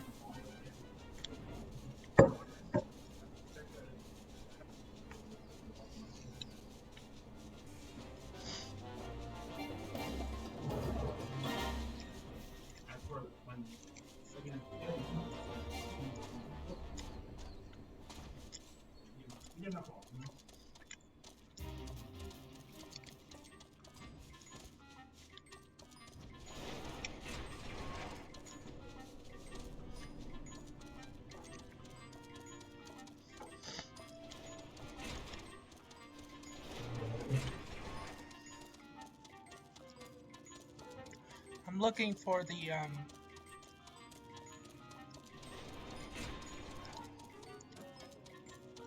thing I need to hunt down.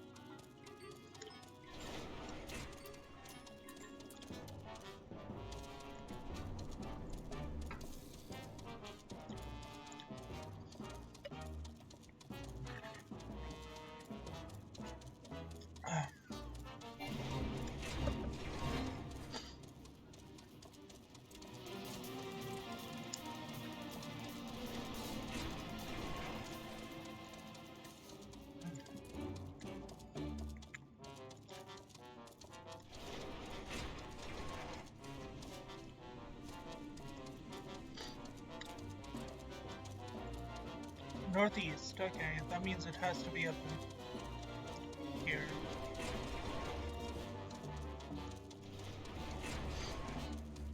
There it is.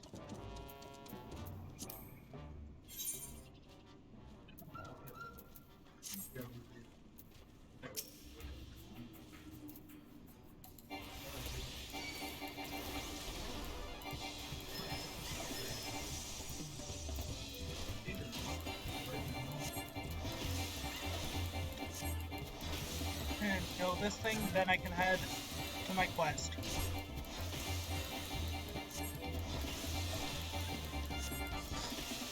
Okay.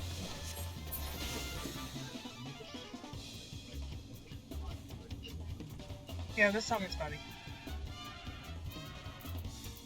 Waking Sands.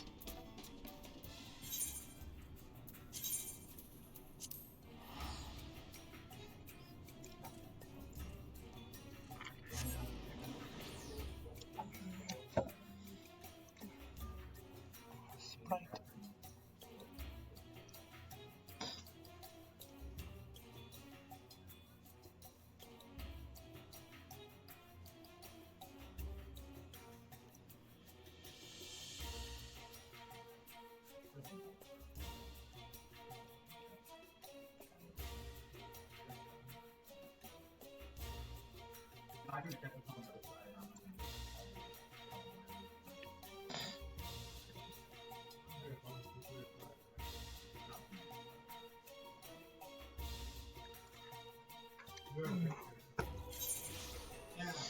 Okay, now to mount up and right over to the Waking Sands.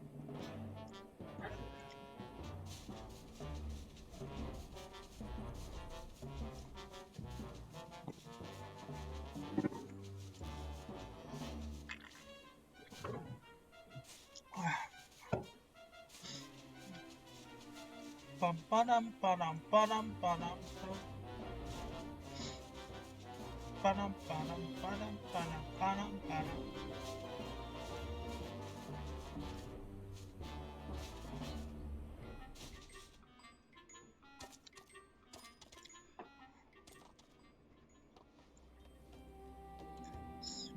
Hello?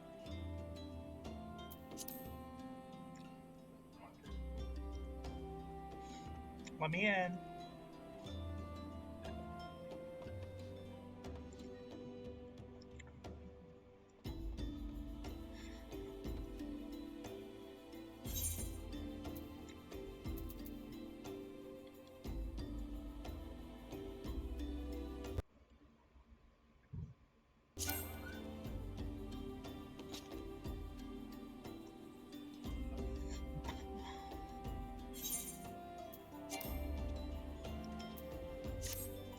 Okay, let me in the Waking Sands. Thank you.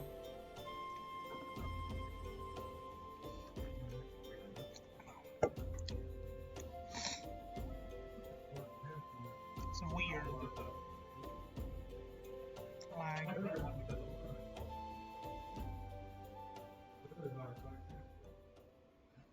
If this is voice acted, I'm going to mute myself. It's not. We have heard the glad tidings from Ogamoro, my friends. By the grace of the 12 and your most valiant effort, the people of Limsa may rest easy. I should like to think so, yes, though we failed to prevent the Lord of Cracks from manifesting. We did succeed in weakening him, enabling our friend to dispatch him before the Warriors of Darkness could make matters worse. 'Twas by no means an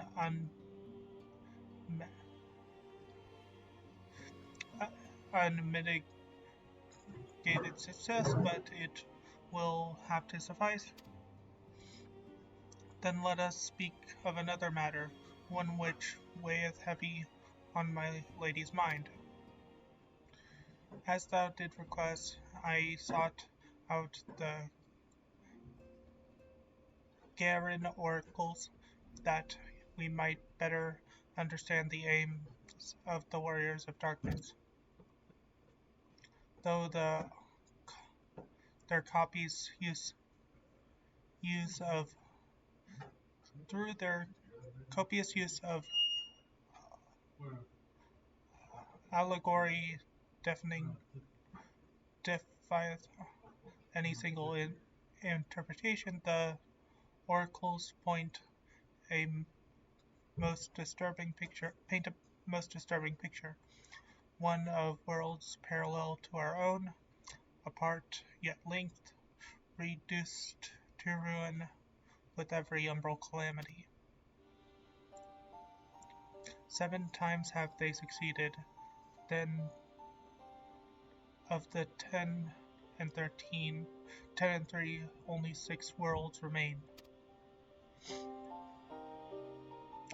Aye, all is as Lady Menphilia spoke to thee. As for what becometh of these worlds, of these reflections, when they and the source are rejoined, foul flesh undone in umbral fires, each soul surrendereth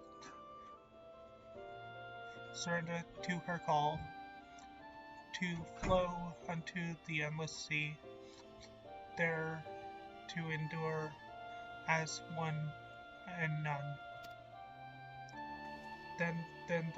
If the Warriors of Darkness succeed, every one in their world will die. In essence, the verse speaketh of the reunion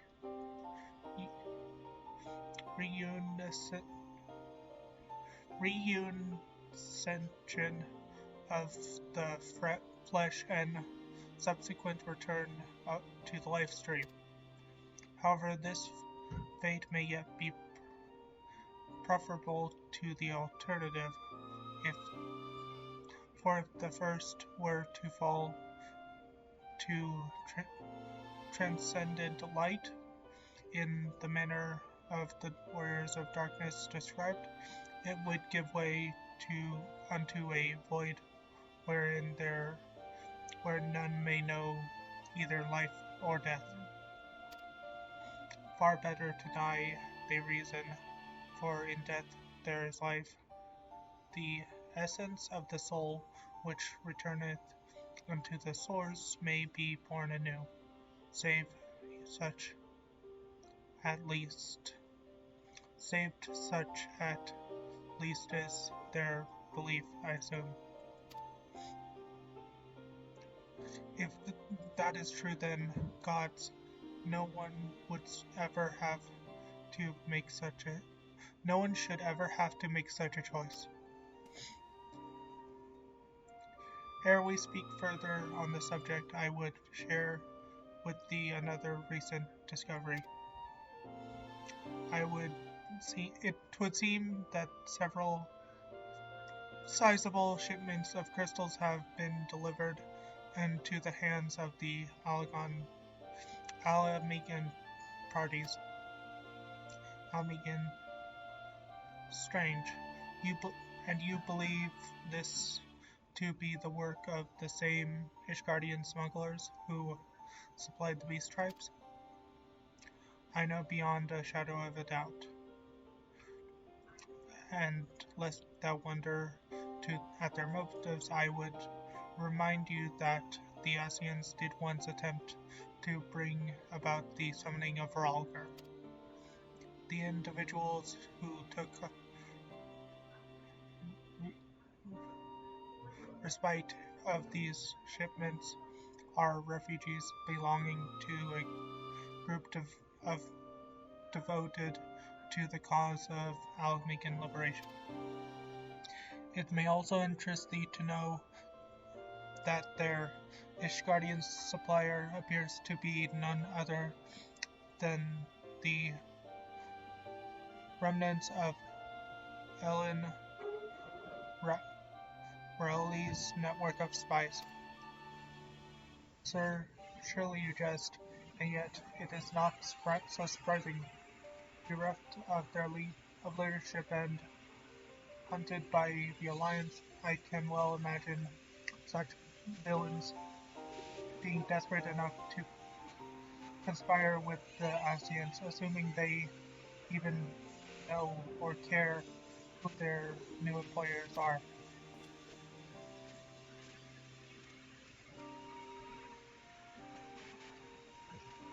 All of which is irrelevant, forgive me.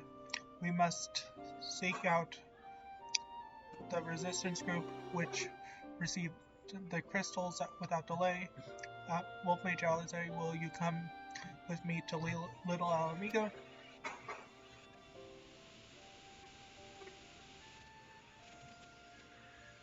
Yes, of course, I should like to hear what they have to say for themselves firsthand.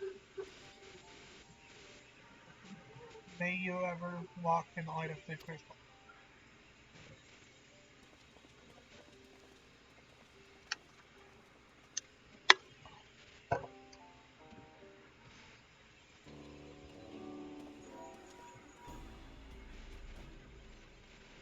Alphino, Wolf Mage Alize, are you three listening?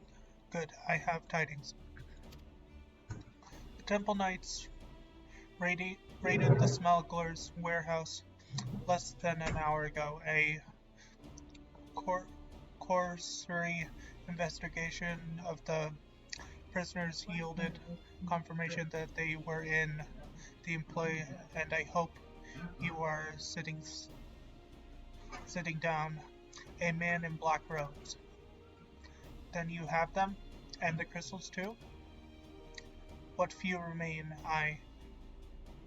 regrettably, it would seem they dispatched one final shipment in the hours before we struck. 'Twas bound for Little Alamigo, we are told, where it will be received by members of a local resistance group. Since Sir Emmerich's men are no longer have need of my services, I have a mind to head that way. As do we. By happy coincidence, we learned of the shipment but a few moments ago. And there I was thinking I might finally be one step ahead of the Warrior of Light and his little helpers. Wait a moment. There's more, and I defy you not be surprised by this revelation. The leader of the Ishgardian smugglers was formerly in the employ of Eileen Rowley, the infamous Ivy herself. Once again, Thancred, I fear I must inform you that Thancred, with whom else have you shared this information? About the smugglers? No one. As I think I mentioned, the raid was less than an hour ago. I was planning to contact Yerstola next, but is there someone else you would have me notify first? No, there isn't.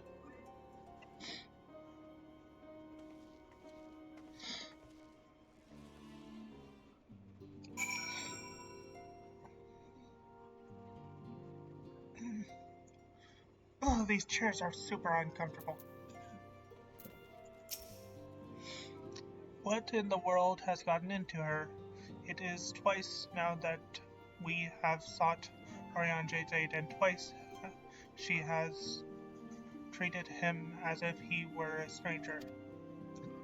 The Archon was one of Grandfather's most disciplined. Hydrate before you hydrate. On it. Dedicated pupils, and spent as much time at the Livier estate as we did. He's practically a member of the family. Truth be told, I struggle to recall a day from my childhood when I did not see the three of them laughing together. If this continues, I may have to raise the matter later, though. Little Amigo awaits.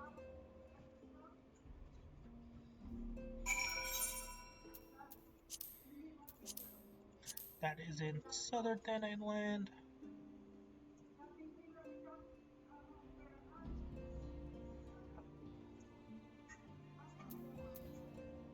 Southern Thenland.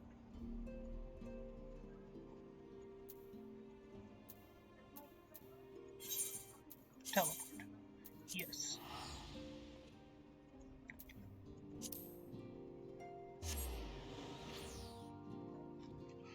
Also, guys, sorry that there wasn't a stream yesterday. I had to stay home and do a doctor's appointment yesterday, so there wasn't a stream.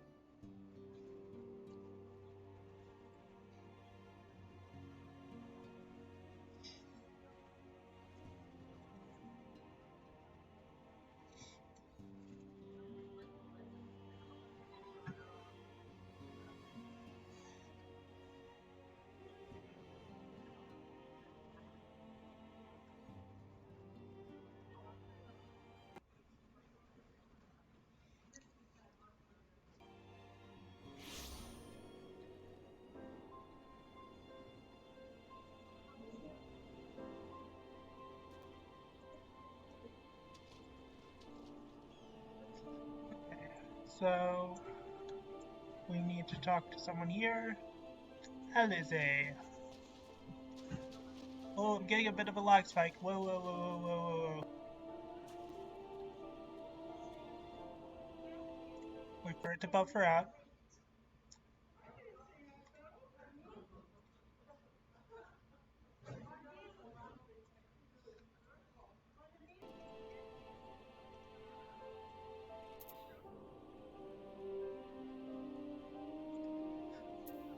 Frame drop. Whoa.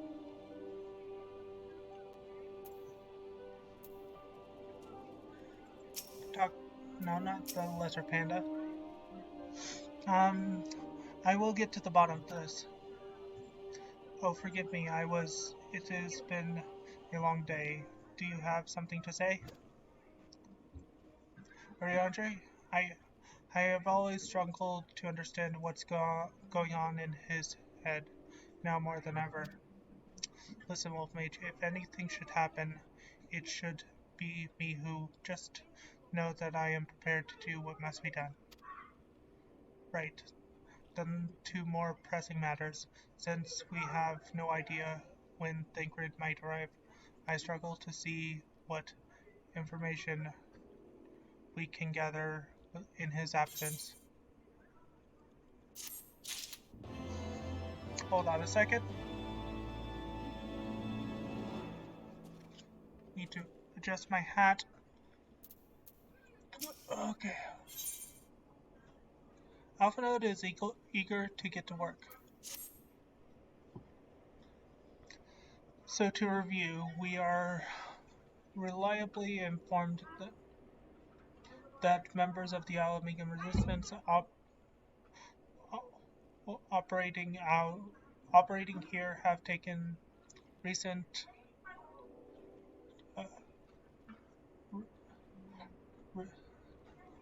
taken recept of several large shipments of crystals, who take tasks. Our task being to ascertain who and why. Given the size of the settlement, I find it hard to believe that anyone here could be wholly unaware of the Resistance's movements. The challenge, of course, will be finding individuals who are both able and willing to share such information with outsiders. It would seem sensible to divide our forces. Wolfmage, why don't you question the residents in the eastern half of town? Alize and I will do the same in the west. However, and afterwards we can rendezvous here to share our findings.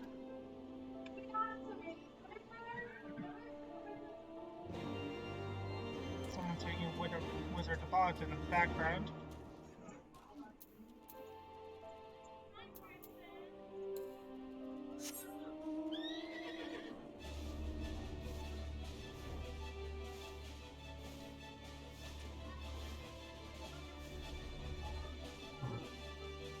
Okay, get my bearings.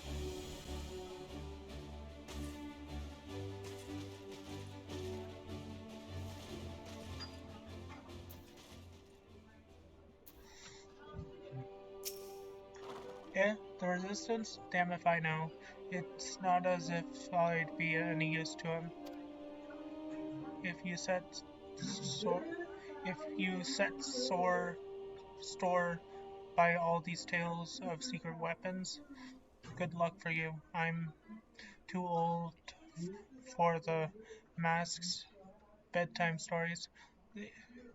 This is our lot, and it's time we got used to it. The mask, eh?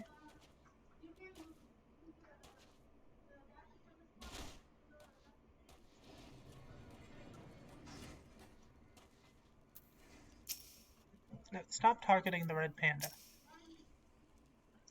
Let me guess, you came to join the fight, have you?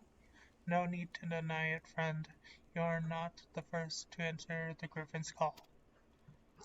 While he's lit a fire in every Alamika's heart, he also inspires more than a few hold-ons to pledge themselves to the cause, and little wonder the Garlands won't stop until we're all under the yoke.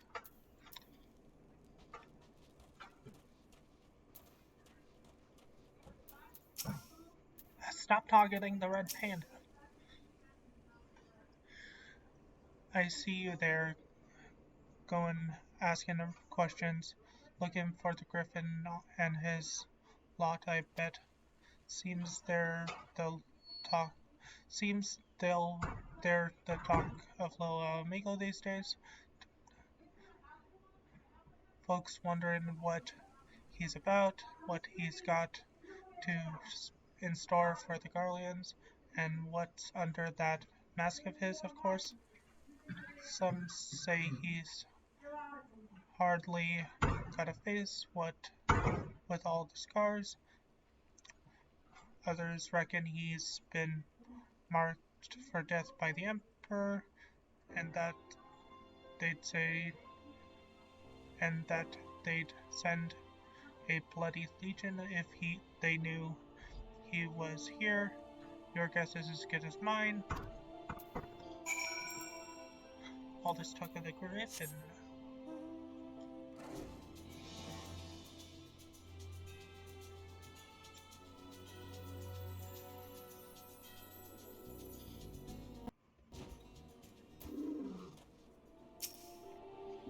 I suppose I should ask what you learned, but I think I already know. The Griffin seems to be the leader of a newly formed faction within the Resistance, the Mask, yet, despite their growing popularity, no one seems to know much about them, only that they are the most aggressively militant group to join the movement in recent memory. Indeed, many claim that their commitment to the cause of Alamican liberation is unrivaled, but we can but hope their revolutionary fervor is never channeled in the direction of a primal, though I feel confident that this is the group which received the crystal shipment. We yet lack proof, but before taking any action, I would speak with the settlement's leader to confirm my suspicions and mayhap enlist his help while I'm at it. Given that you and Gundobald are already acquainted, mayhap it would be best if you took the lead, shall we?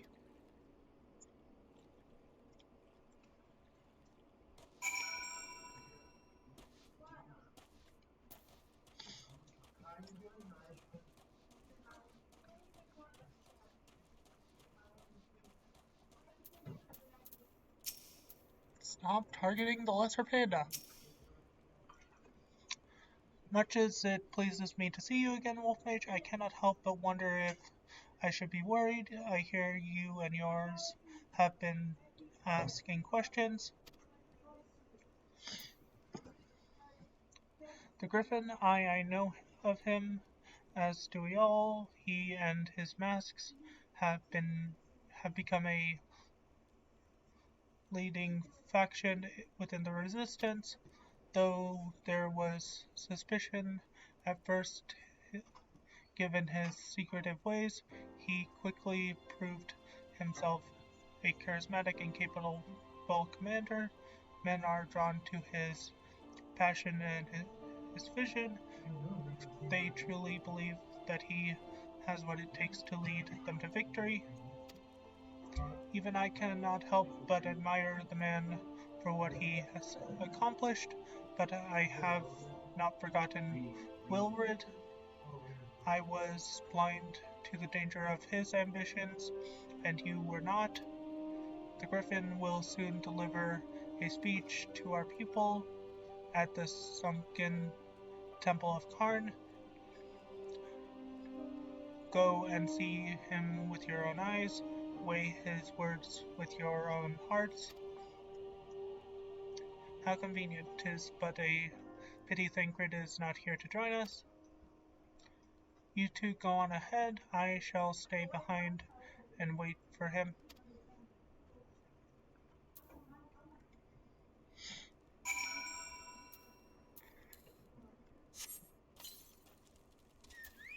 I did not mean to summon my chocobo, but that's fine. I meant to summon a mount. I love that whenever someone rides this mount, they just have a face that says, what is this? Done face. Like they're done with the world.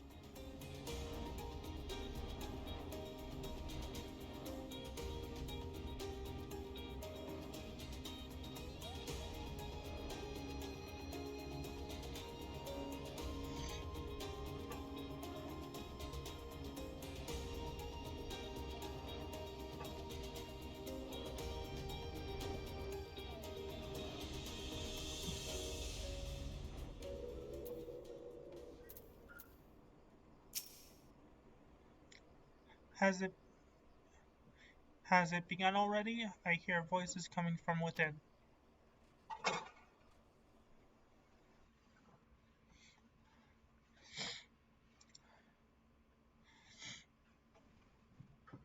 Hi, Jody. Hi, Jody. Hi, Jody. I think this is voice acted, so I might be muting.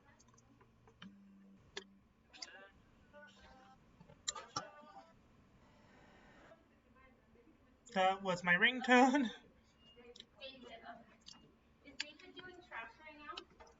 Anyone who has played a certain visual novel will recognize my ringtone.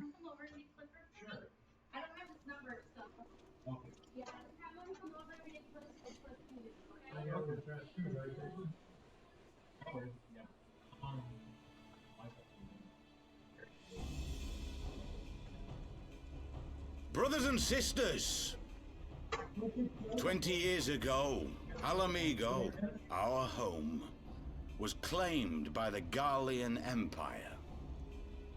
In our haste to overthrow the King of Ruin, we turned a blind eye to our foes in the north. With our glorious revolution, we but laid a path for a new tyrant to succeed the old. And when confronted with our failure, we fled. Not a day goes by that I do not think of those we left behind.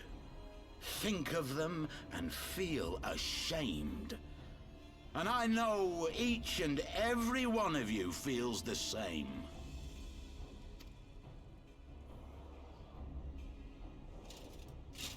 We abandoned them, our own flesh and blood, to labor till their backs gave in and their breath gave out, building the twisted steel ramparts which now mar our once majestic mountains. We abandoned them, the brave and true, to fight and die for their country, or worse, to be conscripted and sent off to rob another poor bastard of his home. We abandoned them, the meek and powerless, to bow and scrape when the Garleans pass, to sully themselves that they might live to see another day of misery. The Black Wolf may be dead, but a new Imperial Viceroy reigns in Alamigo now. A beast, not a fraction as merciful. You all know the Eorzean Alliance will do naught to oppose him. For all their promises and platitudes, they will not act if there's no profit in it. Only we can free our brothers and sisters from the Empire's tyranny, my friends. Only we have the courage to stand and fight. They have imprisoned us. They have enslaved us. And they have murdered us. But no more! Blood demands blood, and the Garleans shall pay for every drop they have spilt upon our lands.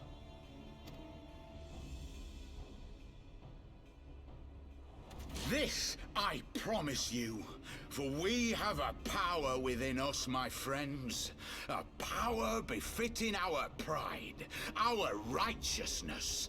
Only join us, and we shall grant you the means to unleash it, and together we shall see the Alamigan standard raised over the mountains of Gir Arbania once more!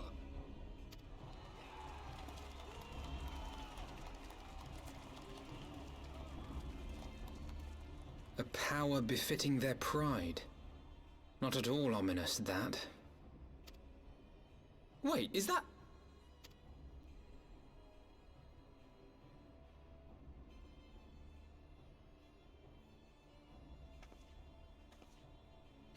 What are you two doing here? I could ask you the same thing.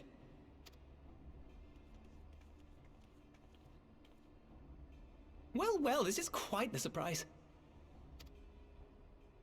If you see what I see, if you feel as I feel... Might I suggest we continue this conversation in more agreeable surroundings?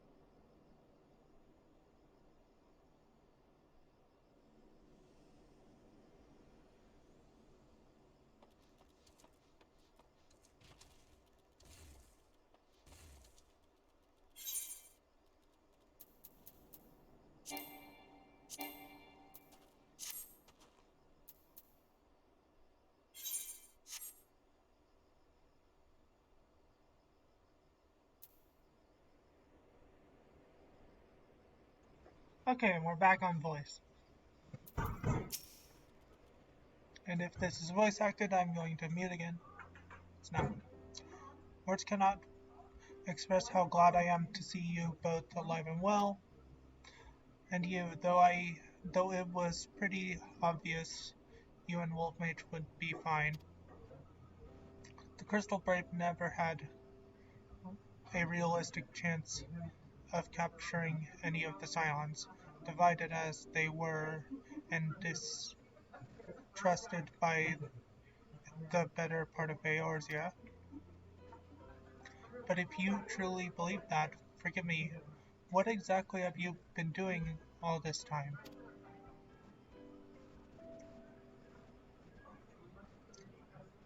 Repaying a favor. After the banquet, we had no choice but to flee Ul'dah, and we would not have been able to do so without the aid of some old friends from the Resistance.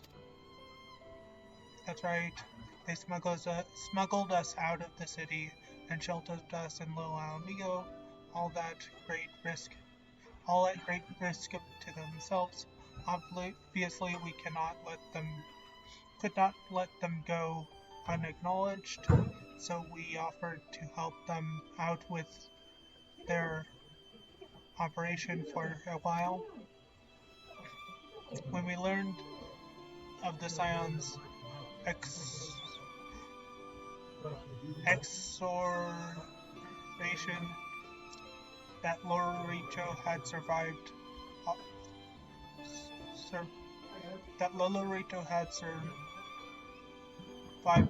severed all ties with the Crystal Braves, and that Dalrobon had been reinstated, we resolved to make contact, but having long since discarded our link pearls as a precautionary measure, our options were rather limited.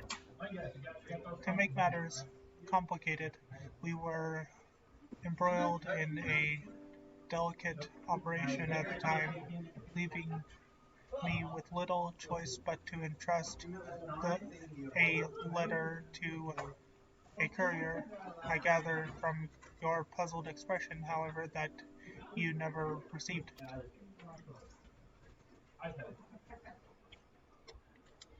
To be honest, we thought this might happen. While the masks are happy to let the refugees spread the word within the community, they're pretty strict about communicating with outsiders.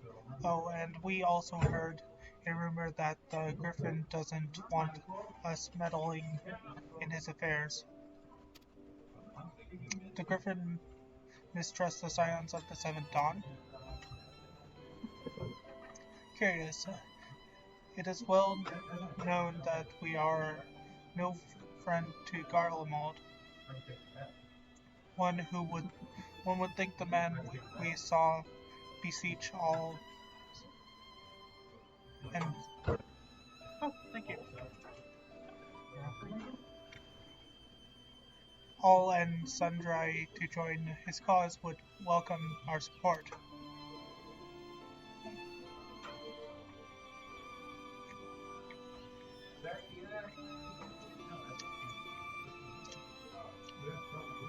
I should say the man that you saw was not in fact the Griffin, but an impersonator, and a talented rabble-rouser to boot. It would not surprise me if he were responsible for the majority of these public appearances.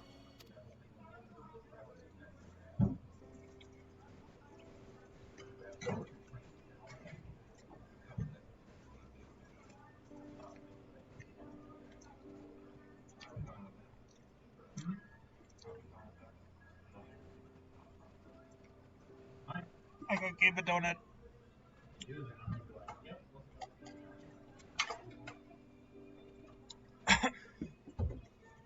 As you may have gathered, the Griffin is an extremely cautious and distrusting man who has made every effort to conceal his identity, even when we participated in a raid under his direct command, we were not permitted to approach him.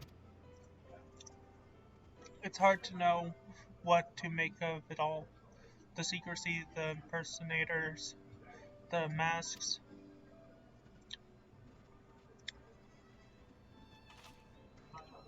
What? It's not as if I'm making all of you wear one, and mine only covers half my face. It's completely different. Anyway, we heard the Griffin was due to give a speech, we thought it might be a good opportunity to get a better sense of the man behind a better sense of the man, for all the good it did. And now you have heard the whole of it.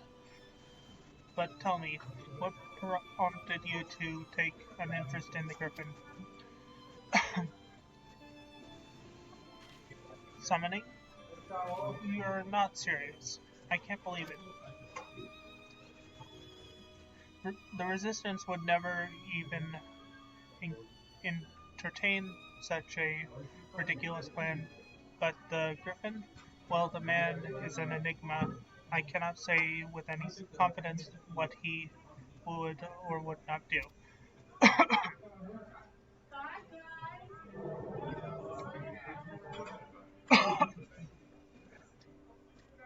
What I can say, however, is that the speech we heard today was not the first to make reference to a power capable of defeating the Emperor. The masks have made many such claims of late. I confess I had assumed it to be mere bolster, but in the context of the shipment of which he spoke, it is not impossible that they are alluding to a primal. Whatever it is, we will find out together. If anyone tries to stop us, they'll answer to me. Indeed, that is assuming you'll have us.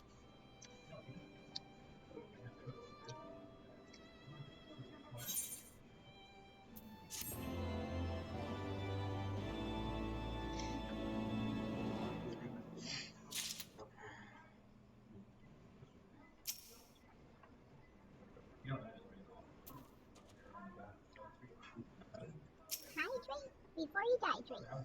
Thank you.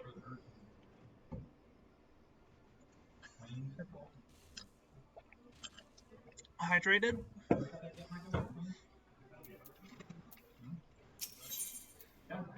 Papalimo has a mind to learn the Griffin's true intentions. As you suspect, the Griffin is indeed plotting to summon a primal, we must needs obtain confirmation while there is yet time to act. To that end, I propose we question his double. Given his role as the group's de facto mouthpiece, I should not be surprised if he were one of the Griffin's closest associates, and while he may not be aware of the most sensitive details, he can probably tell us the mask's plans in broad strokes. Like the man whom he impersonates, however, he is wary of outsiders. He will not expose himself without a suitable incentive. My plan is as follows. You and Alphanode will pose as his mentors, fallen on hard times, inspired by his words to take up arms for a noble cause. Ida and I, as members of the Resistance, will recount tales of your past achievements and testify as to your usefulness in the struggles ahead. With our enthusiastic assurance still ringing in his ears, he will decide to welcome you in person, and we will arrange a meeting. You will need to look the part that we might maintain the trade until we have him cornered, at least. Here, this should be enough to purchase suitable garments from the tail bot, and have him rub a reasonable, respectable amount of dirt on them for good measure. Any questions? It all seems simple enough, thank you. And with that, let's be off.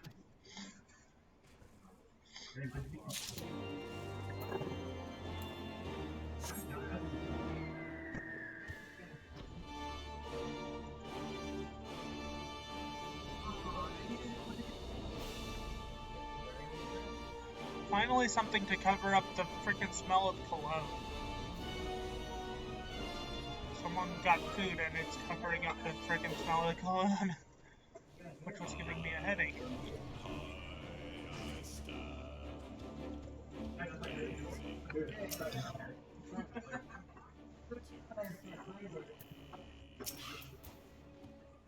If you want to buy what? I don't know what you're up to, but I want no part of it. Sack of gill? Well, you're the one with the gill. And seeing as you're friends of Papalimo, their tunics and slops for both of you tailored or treated to your taste. Now off with you before someone sees us together.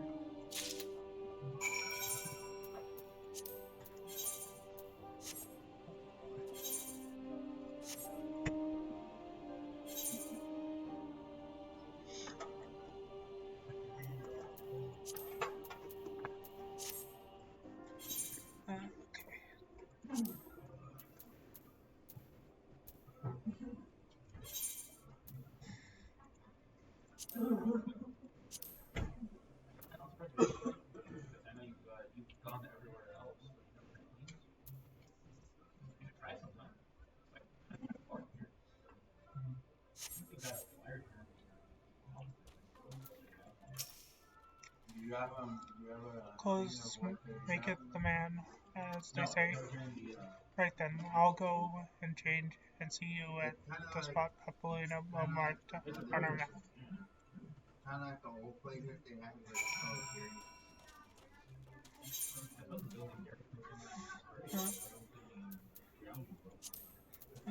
Put this in here and so I can equip that.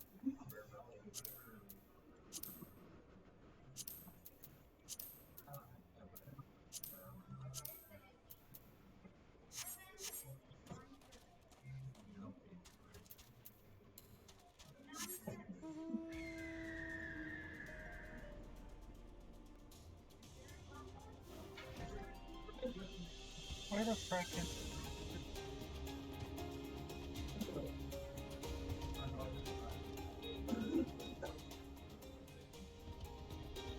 No, there's an exit around here.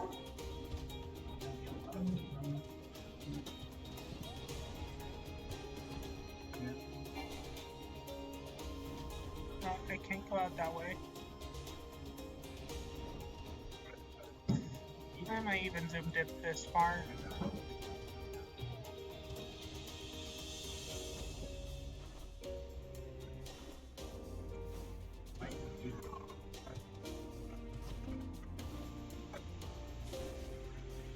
I'm out of this frickin' thing.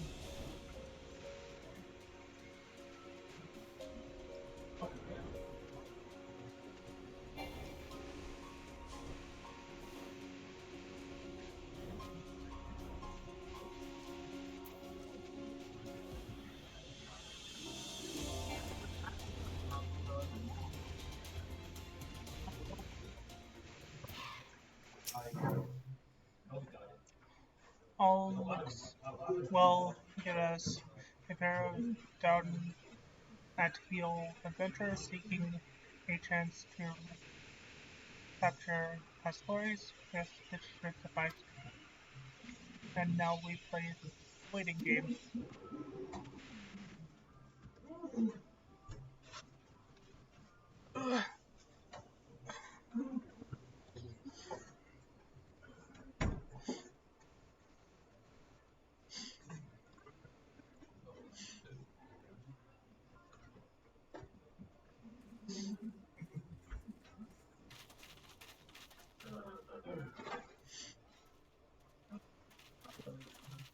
If this is voice, I'm gonna mute. My thanks, comrades. Yep, it's voice, so I'm gonna mute.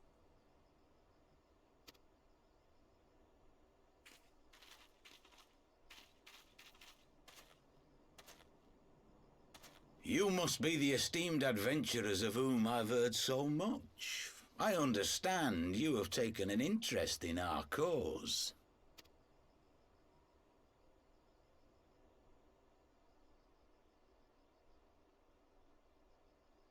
A great interest, you might say. Your words have certainly made quite an impression on my friend and I. The Resistance has long, and some would say wisely, avoided open engagements with the Garleans, but you and yours seem confident against the world in arms. I can only assume you have good reason to be so bold. Why, one might even think you are planning to summon a primal. Because that would do much to explain the sizable shipment of crystals you recently received from your smuggler friends, whom our Ishgardian allies have since detained, lest you wonder.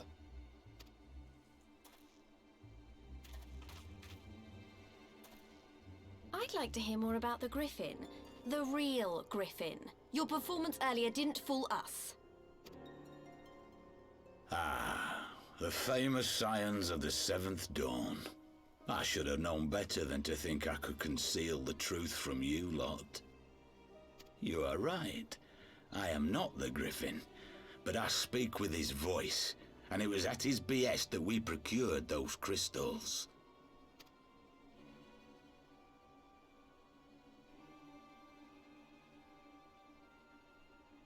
You are wrong, however, if you think that we procured them to summon a primal.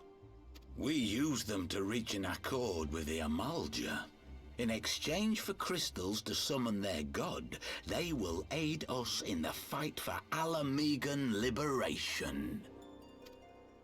You've got to be joking. Have you gone completely mad? When people find out you helped the Lizardmen summon Ifrit, they'll turn on the Resistance. Alamigo will never be free.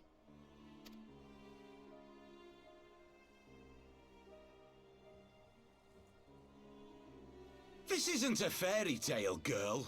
We don't have the luxury to play at being honourable heroes. It's because the likes of you wouldn't sully your saintly hands that Alamigo's been under the yoke for the past 20 years.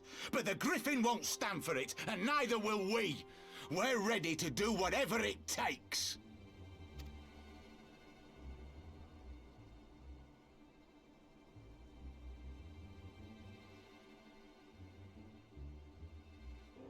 What proof do you have of this arrangement with the Amalja?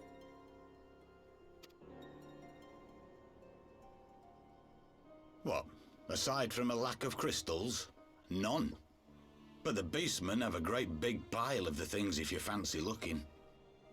You might want to hurry, though. It'll not be long before they summon their god. Search our camp if you don't believe me. We have naught to hide.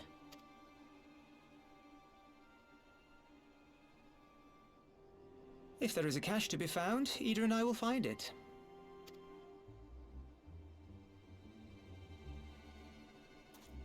Then let us be off.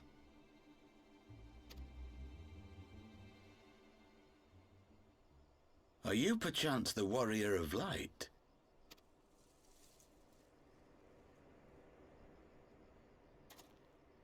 Aye, I thought so. You should know that a great many who have joined us did so because you saved them. Because you showed them that one brave man can make a difference. You saved me too once.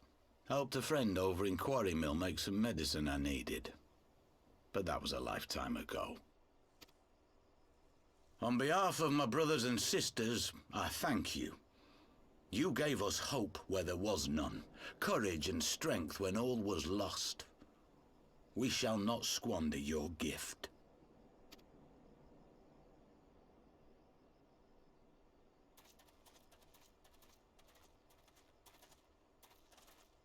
I know that look, Ida, and I do not like it.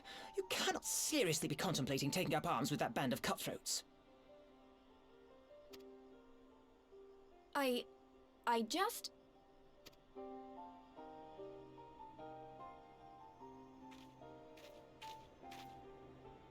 If the Griffin and his men have their way, it is only a matter of time before the situation in Alamigo comes to a head.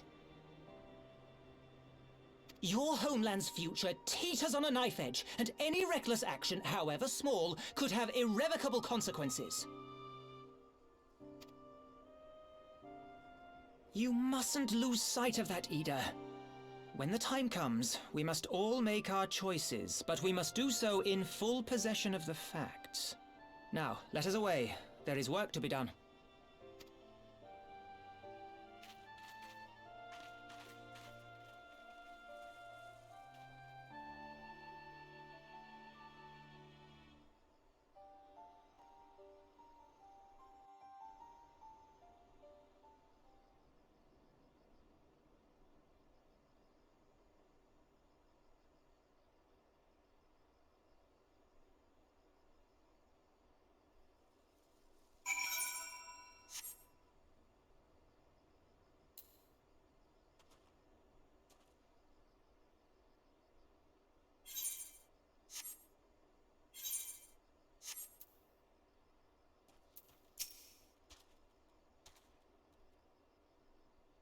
Turn on my mic. Okay, there we go.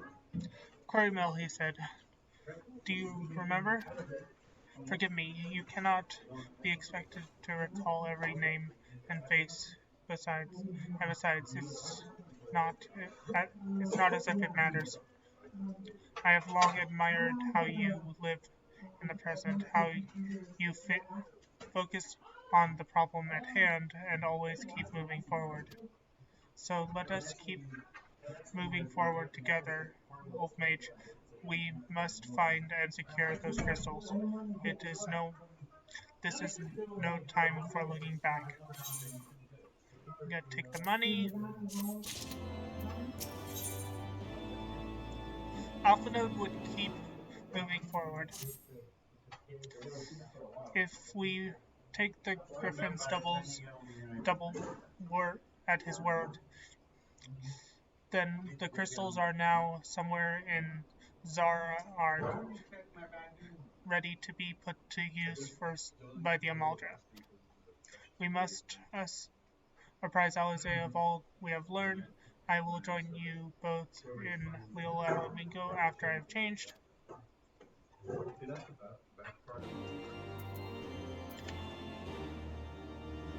wrong? There we go. The chonky chicken. Chonky. The chonky boy. The chonky.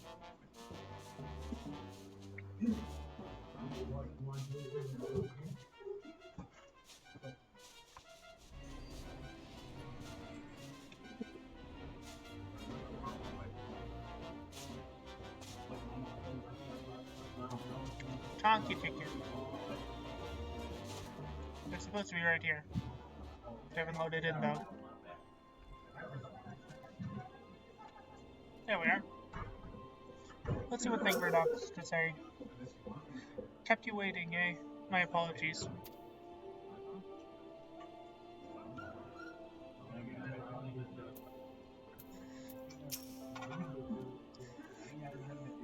Oh, that's much better. Subterfuge was never my strong suit. You are prepared for battle then? Stop targeting the Lesser Panda.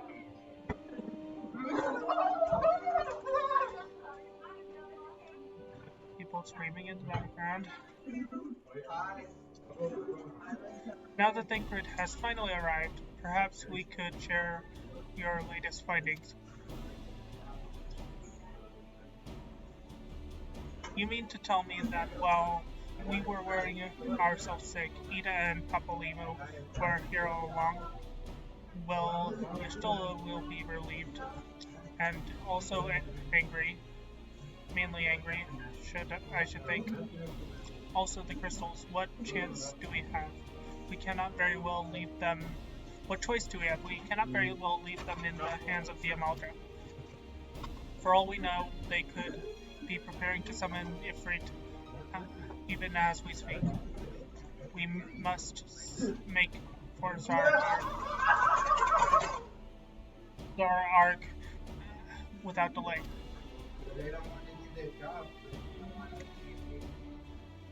Agreed. If there is naught else to discuss, let us depart at once. Sorry for the background noise.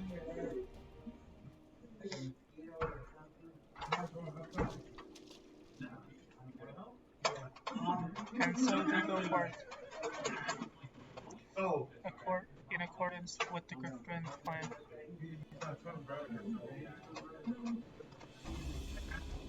Players gather to assume their marks on this stage, weathered in flames. Ere long, the curtain shall rise, and the drama of which I am author, gods forgive me, shall at last be performed. Not else remaineth save to stand at the ready and pray that the chance is seized, for never shall we know its like again.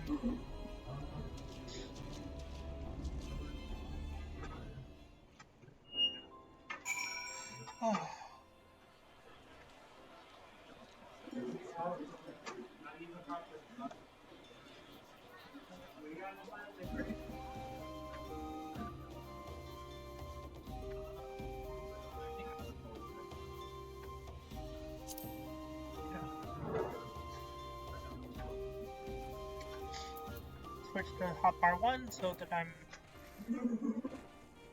Actually, I'm gonna switch to red mage. That way I can cure myself easily.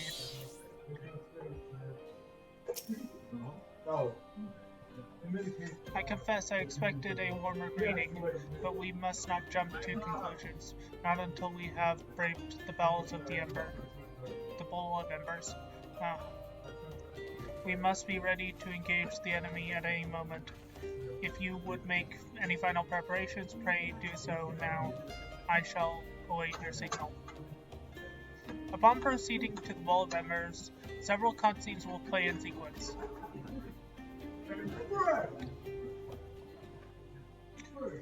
It is recommended that you set aside sufficient time to view these cutscenes in their entirety. Luckily, I have time today, unlike last time this happened, where I had to put on a cliffhanger. I'm gonna mute my mic because I think these are voice acted.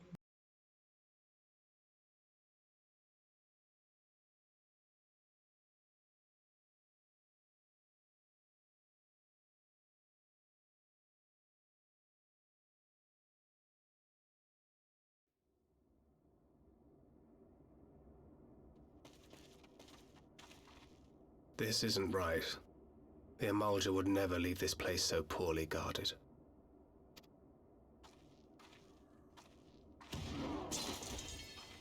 Not willingly, no.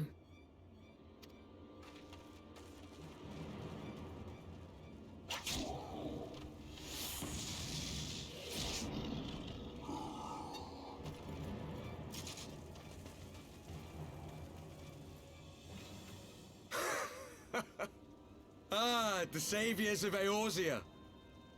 Slow as ever.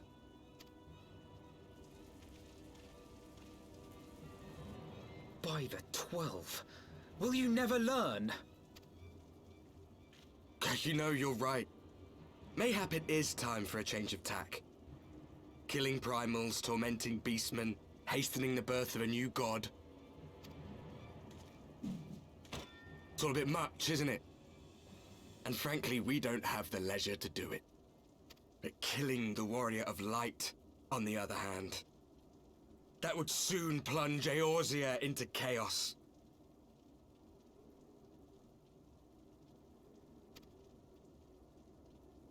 One life for one world. A fair exchange! Wouldn't you agree?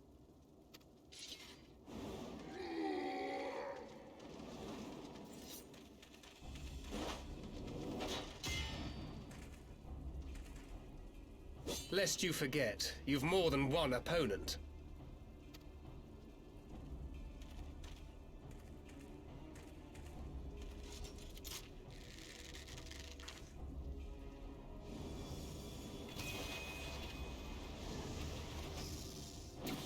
Carbuncle! Defend me!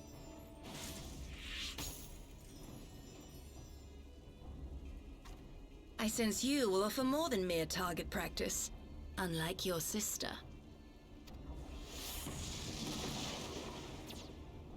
Alizé!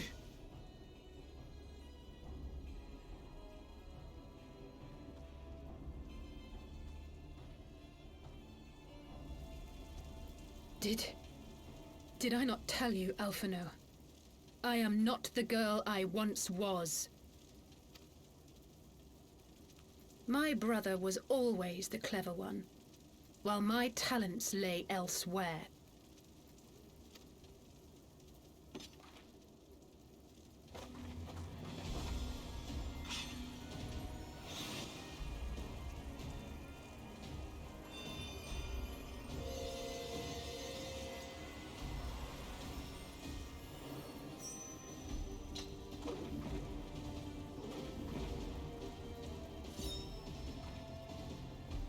As Eorzea's blade of light once stood by my side, now I shall stand at his, and defend this realm with all my might!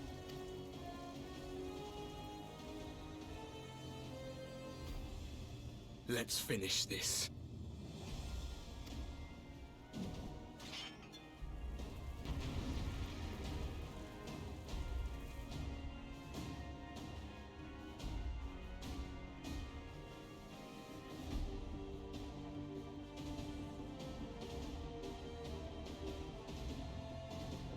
This is why I started loving Alizé.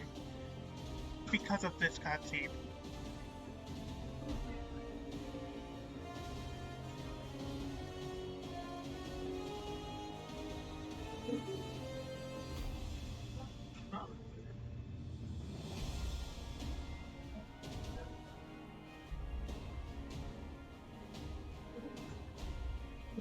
Come on, HUD. Work with me. UI. Come on. Come on. Duty commence.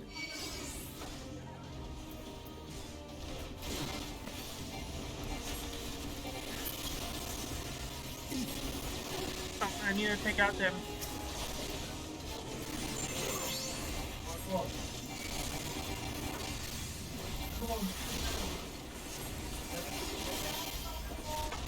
Otherwise I can't. You shall fall soon enough.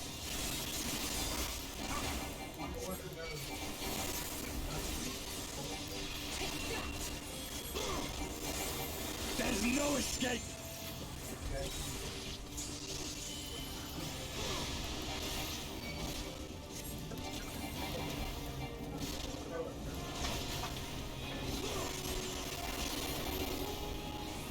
Magnification.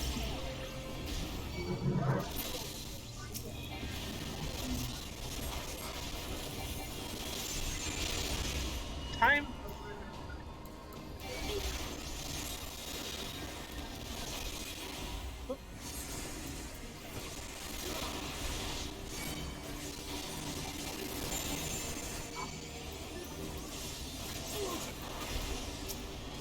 your healer. Your healer is annoying.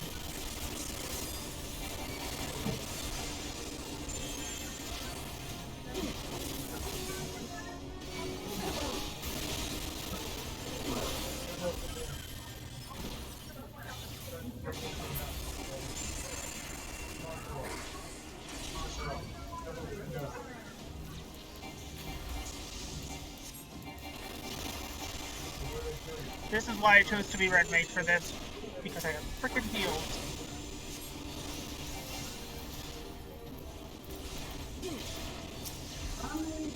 Attack the Knight of Darkness.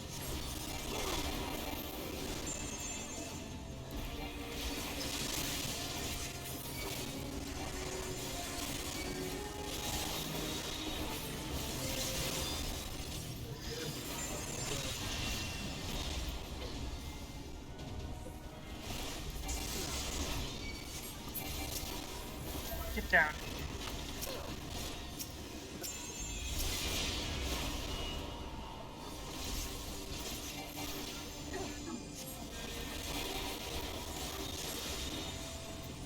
No more games.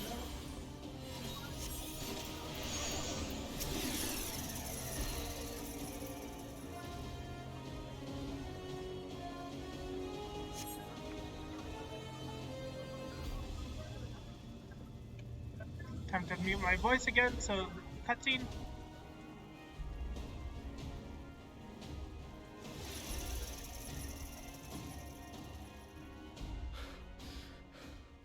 It ends now.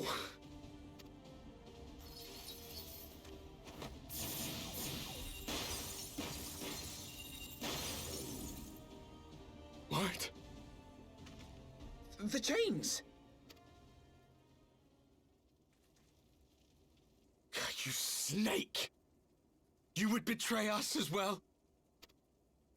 He that holdeth fast unto his convictions shall never count betrayal amongst his crimes, though all the world may call him villain. My path is unchanged, my creed sacrosanct. This I believe with all my heart. But say, warrior of darkness, and speak true, what dost thou believe? That rendering up the souls of thy world in service to the rejoining will grant it salvation? Nay. By the 12! Oriange!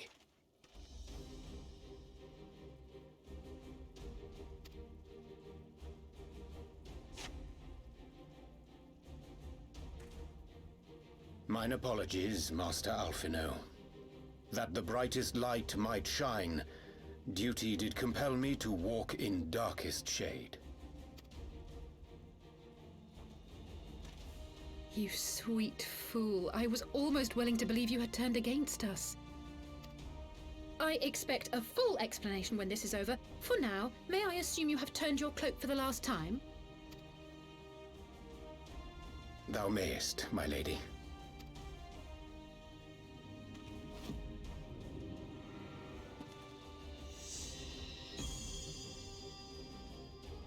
By thy leave.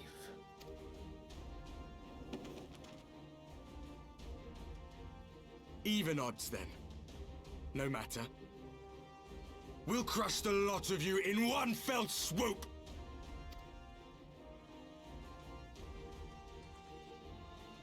Understood.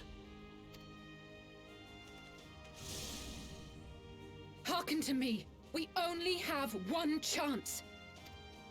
Channel your ether into my blade that I might strike before the mage casts his spell. I cannot do it alone, but together we can defeat them!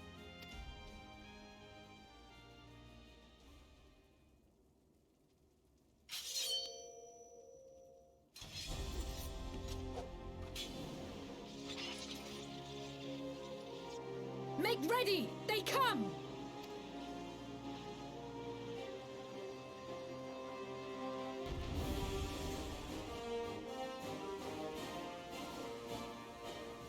Loading screen is perfect time to change back to voice.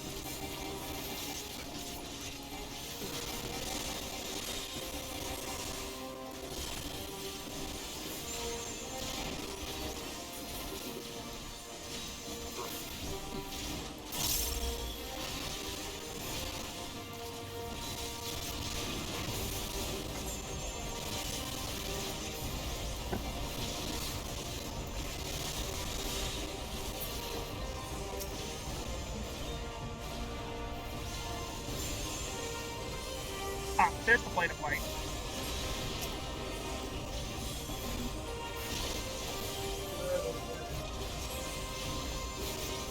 The ether! It's not enough!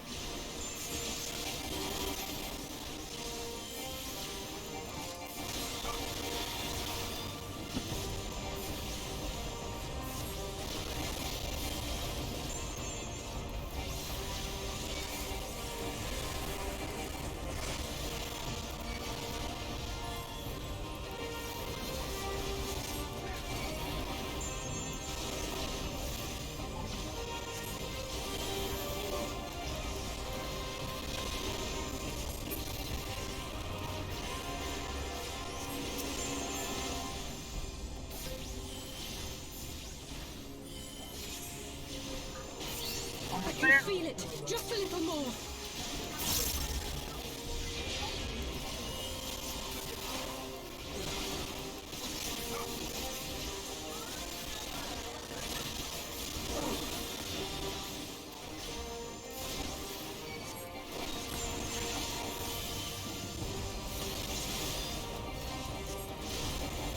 Hurry it up, neighbour!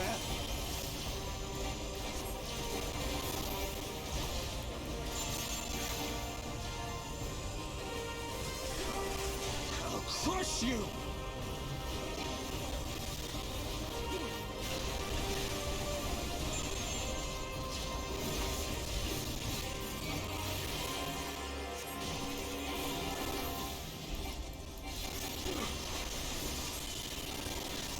Oh, I need to heal Alexa.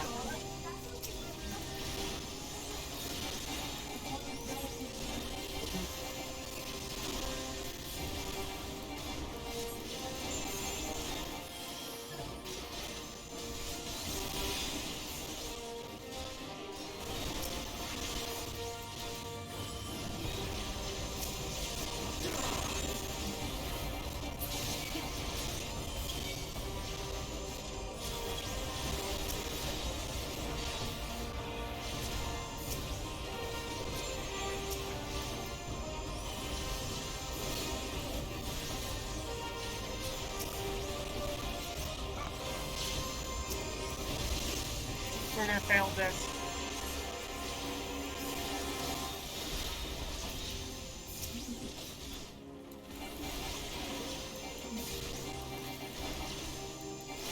I might have to lower the difficulty on this.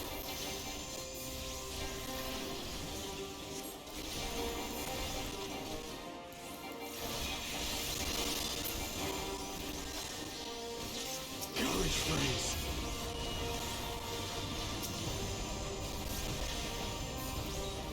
Yeah, this is...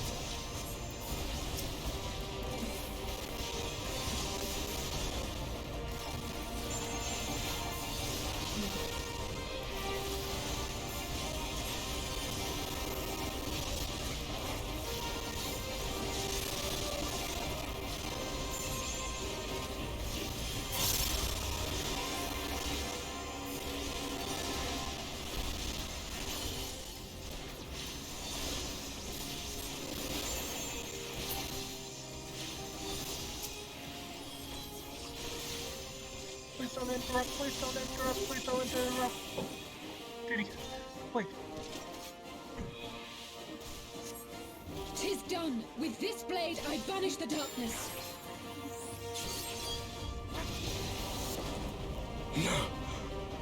Not like this. Oh. That was close. Now for another voice acted cutscene, so mute.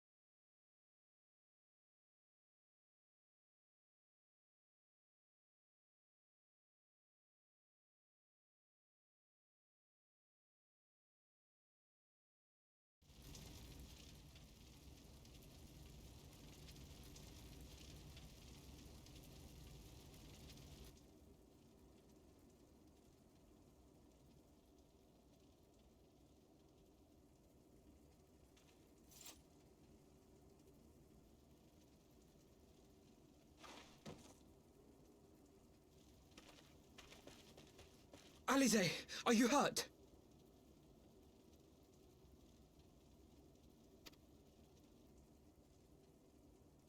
A touch dizzy, but otherwise fine. Thank you.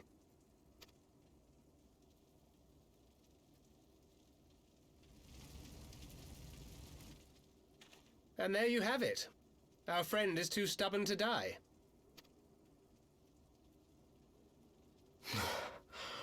We are far from finished.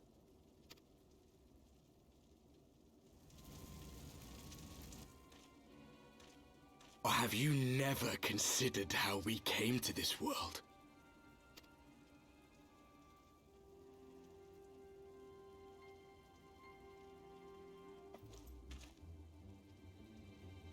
Crystals? You mean, like the Ascians? Just so. As the Ascians flee unto the rift twixt planes with crystals of darkness, so did these warriors come hither with crystals of light. Eloquent, as always. Aye, like the Ascians, we too are beyond death. You cannot defeat that which is eternal.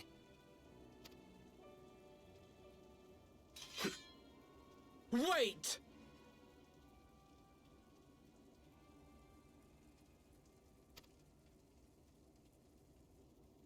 Such methods as the Ascians employ require the renunciation of the flesh. You would have had to...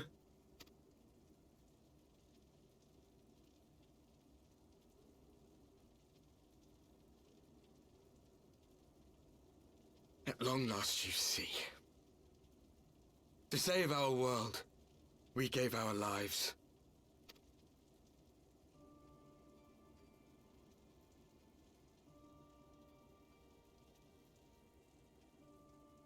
We were just adventurers trying to make our way. An odd job here, a favor there. We never aspired to be warriors of light. But word of our deeds spread, and soon people were calling us heroes. They placed their hopes and dreams on our shoulders, and bid us fight for all that was good and right.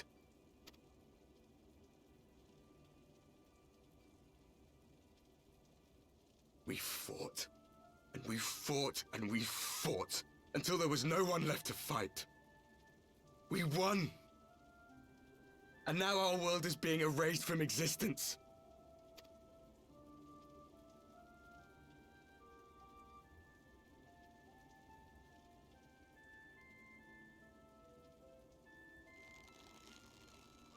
We did everything right. Everything that was asked of us, and still it came to this. You of all people should understand. We will not falter.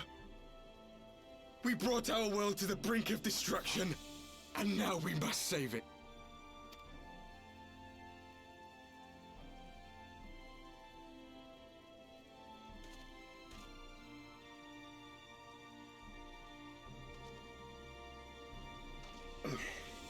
I've died before, Arbet.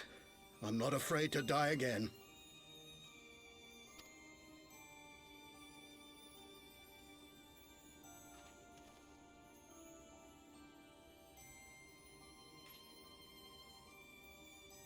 No matter how many times we fall, we must rise and carry on the fight for those we left behind.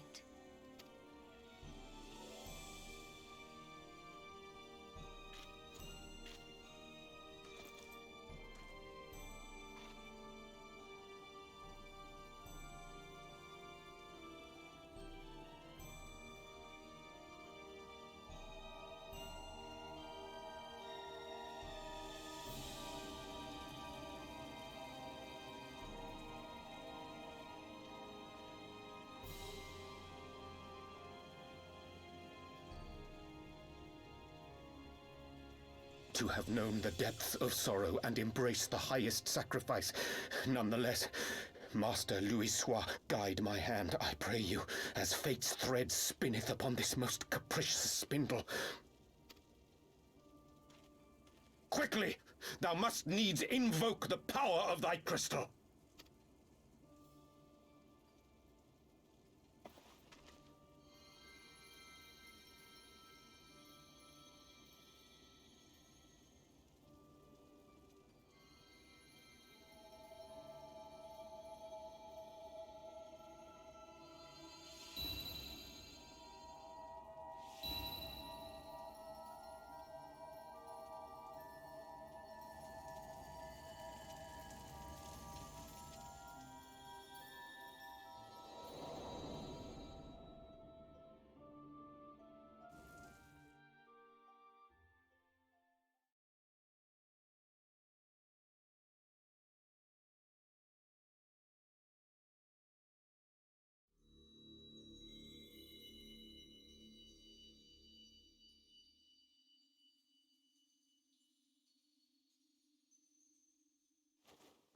What is this place?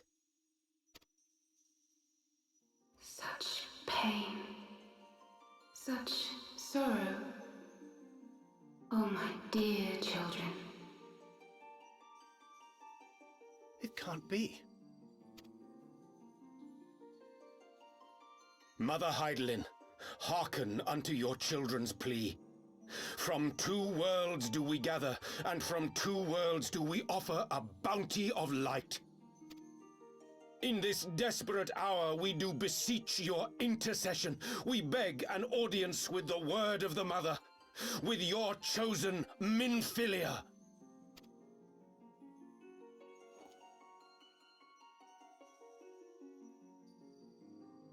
Your cries go not unheard, nor your sacrifices unnoticed. Though many are lost, there are those we can yet save, whom I can yet save.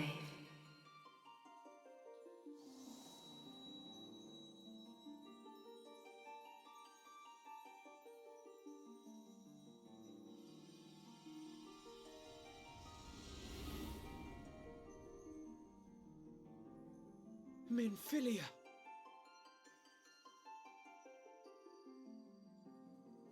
You can see my mouse because I have to click on the screen to proceed.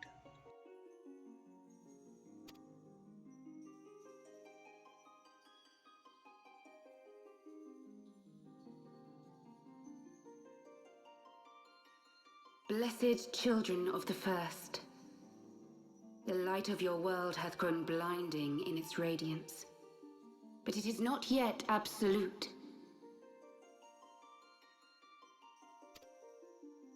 I will hie me to your world, and there take unto myself the light which riseth even now to drown it, as darkness once did drown another.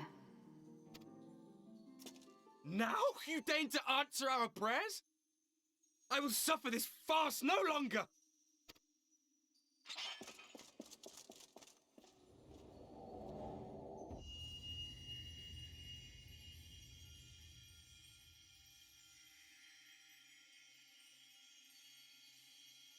As the Ascians must serve as instruments of Zodiark's will, so too must others carry out the will of Heidelin.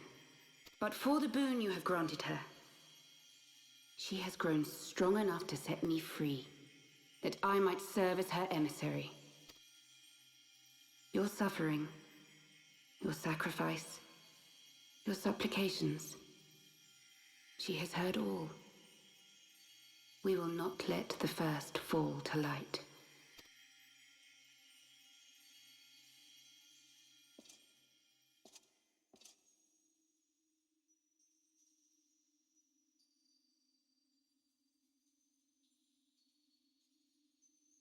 Thank you, Urianger, for bringing everyone here. It fills my heart with joy to look upon the faces of my friends once more. In taking you unto her bosom, I knew that Heidelin had bequeathed to you a sliver of her grace, granting you strength long sought. And in treating with the Ascians, I learnt of a star like unto our own, a doomed world of fallen heroes, in whom I glimpsed ourselves, the first. Full long did I search for a means to save this world, concluding at the last that the answer lay in the power of blessed crystals. And thus did I labor to set light against dark. Yet I knew from the beginning that this salvation would not come without sacrifice. For the instrument of the first's deliverance would of necessity be required to journey thither, there to remain, mayhap forever. You orchestrated all of this, not to save her, but to send her away!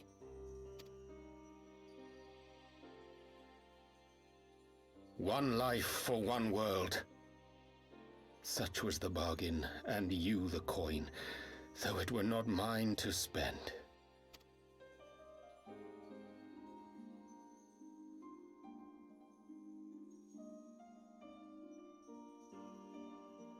Have we not walked together in the light of the crystal, and at her bidding borne witness to the joys and sorrows of this land? Each and every one of you knows my heart. If this be the price I must pay, I pay it gladly. You would go alone, then? My dearest Thancred, you who have ever watched over me, I am truly grateful for all you have done on my behalf, as would my father be. Your kindness, your compassion, your love. These are your gifts to me, and our gifts to them, forming a bond which transcends time and space.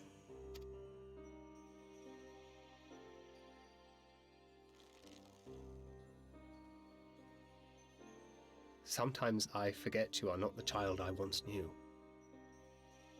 Make me proud.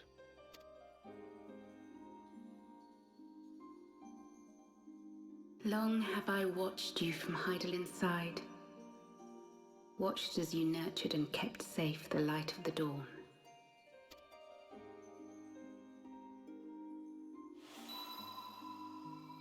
The dark recesses of the world hide untold secrets and dangers. Thus do I entrust to you, Ffxiv. I pray you, keep to the path that you may never have need of it.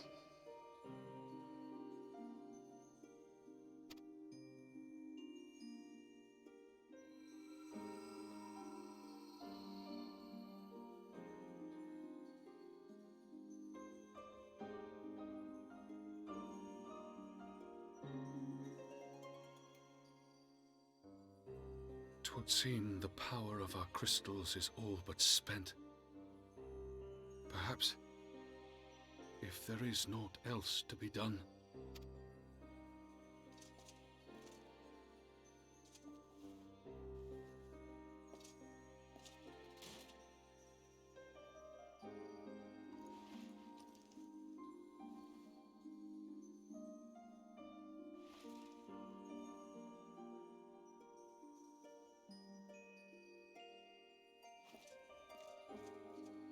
Hear me, servant of Heidelin. If you would have us place our trust in you, then I would ask a favor. Take us with you. Take us home.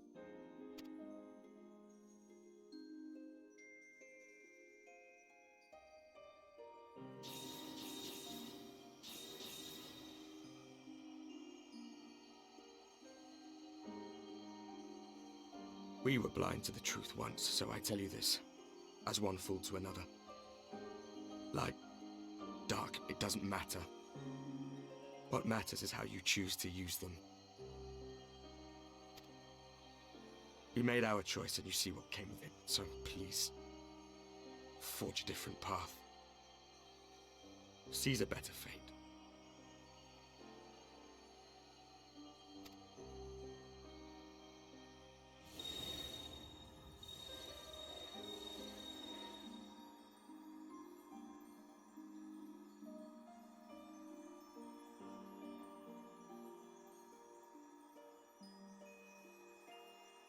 It is a strange feeling.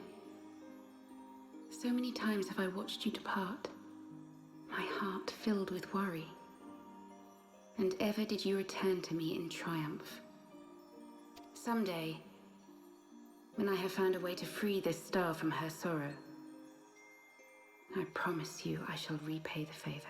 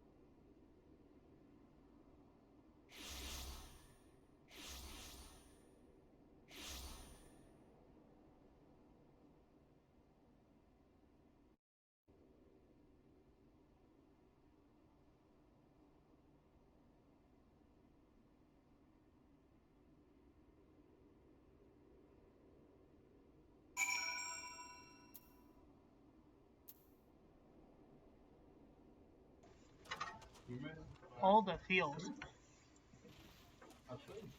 That's all I'm gonna say about that cutscene. All the fields. It would seem we are in southern Thanalan again. Renfield is doing, no doubt, may the 12 speed her on her way, and the Warriors of Darkness too. I cannot help but wonder what awaits those wayward souls if they gave their lives in order to travel to the source. Then, in returning to the first, would they not? But mayhap that was their wish.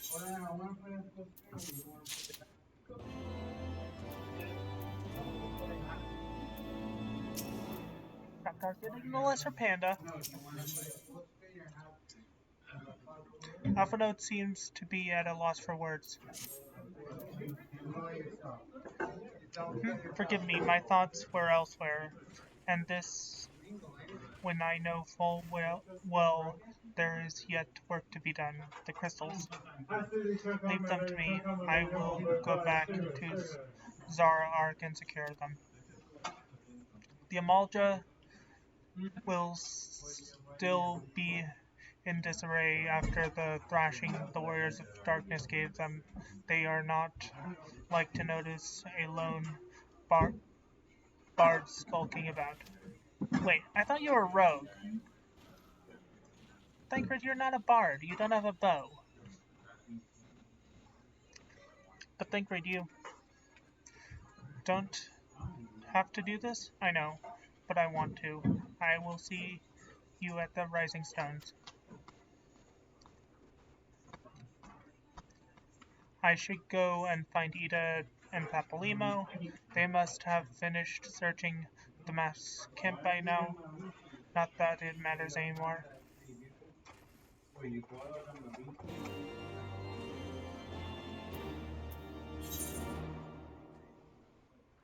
I have to talk to Alize, who is right here. You must be tired, Wolf Mage. I know I am. If thou wilt permit me, my lady, I would ask thee a question. When didst thou become aware of mine independent pursuits? When I saw you meeting with the Warriors of Darkness and the Asian in white at Great Gooba Library, I tried not to think the worst. You've ever been one to confide in others, so I knew that even were your intentions pure, you would not share your plan with us until you felt the time was right. But I cannot deny that a part of me feared you had simply betrayed us. Would that there had been another way. Know that I took no pleasure in deceiving thee, and that these sins will forever lay heavy on my heart. I understand why you did what you did, that you but sought to achieve the greatest good while inflicting the least harm. Not many would have the courage to make that choice, but even knowing what crimes came of your actions, I find that I cannot condone them. I'm sorry. Wolfmage, forgive me, but I believe the events of the day have taken their toll on me. I should like to rest for a while. If that will grant me leave, I would gladly escort thee to a refuge of thine own choosing. Once my lady hath regained her strength, we shall join thee at the Rising Stones. Until then, warrior of light.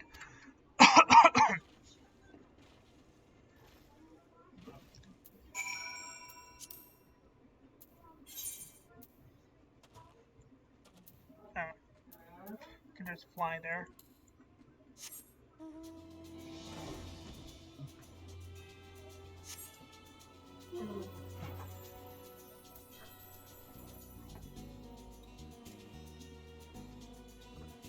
Hydrate before you dihydrate.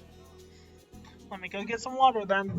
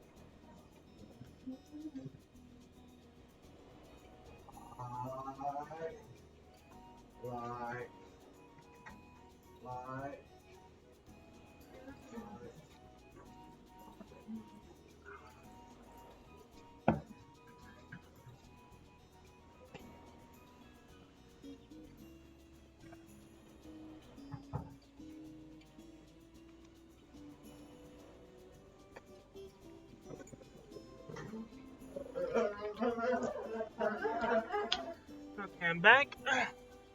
I got some water, drank a little bit of it. Okay, now I should be good.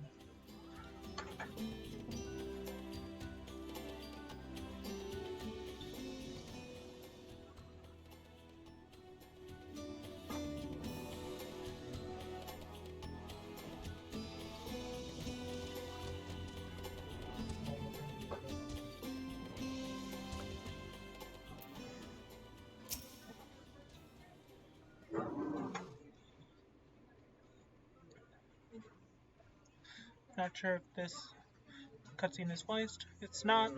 While met Wolf Mage, Alpino said you would be joining us. Twould seem the Griffin's double was telling the truth, in so far as we found nothing resembling a sizable cache of crystals in the Mask's camp. Do you perchance find one in Zarark? Actually,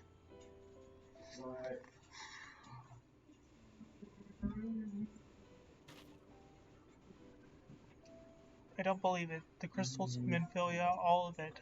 It's just, I don't know what it is. I sympathize, Ida. Even now, I struggle to comprehend that which I saw. The only thing I can say with any certainty is that I feel blessed to have been granted a final chance to speak with her. 'Twas bittersweet, but also affirming. Alphanode, I believe it is past time Ida and I rejoin the Scions. We have been away for far too long. Though I am loath to leave the Griffin to his own devices, I feel our investigation would benefit you from your more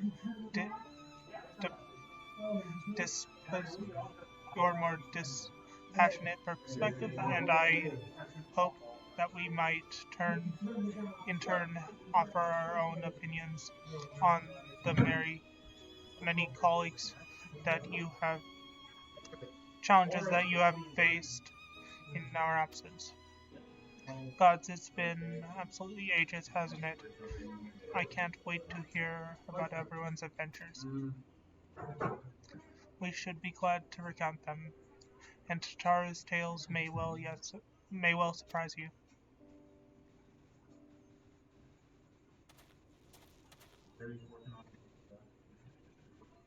Ida, Ralga be praised, it's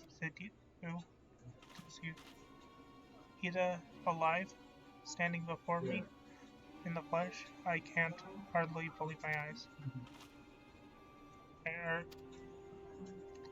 Oh, come now, it's really been so long that you don't remember. It's commendable. I fought by you beside your father in the revolution.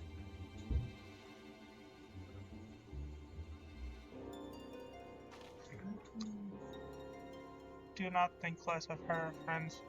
It's been 20 years since the occupation sent us our separate ways, but the resistance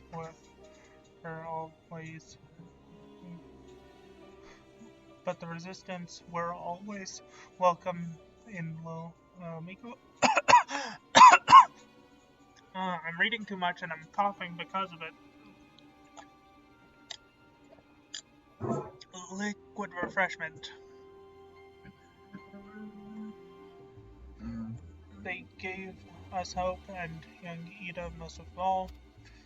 I hear what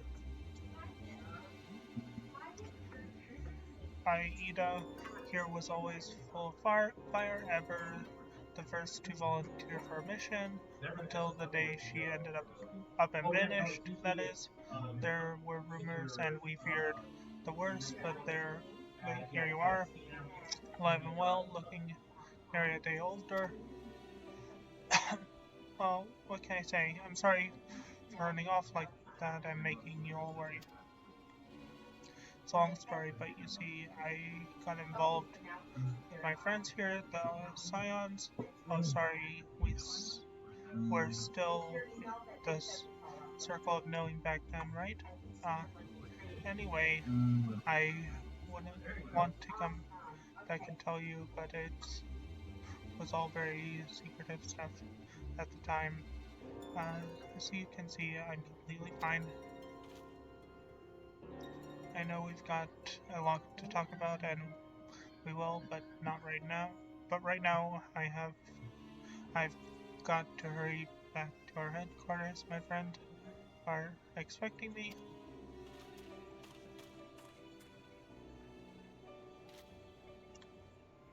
Pray forgive her. It has been a very long day for us all. I promise we will visit again at the first opportunity.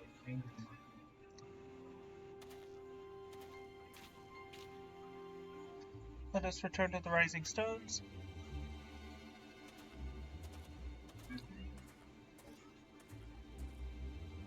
Hells take me for giving you that mask.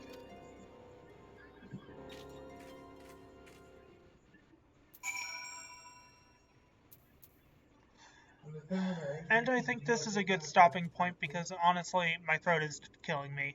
I'm reading too much and I need to take a break. So, we are going to end the stream here.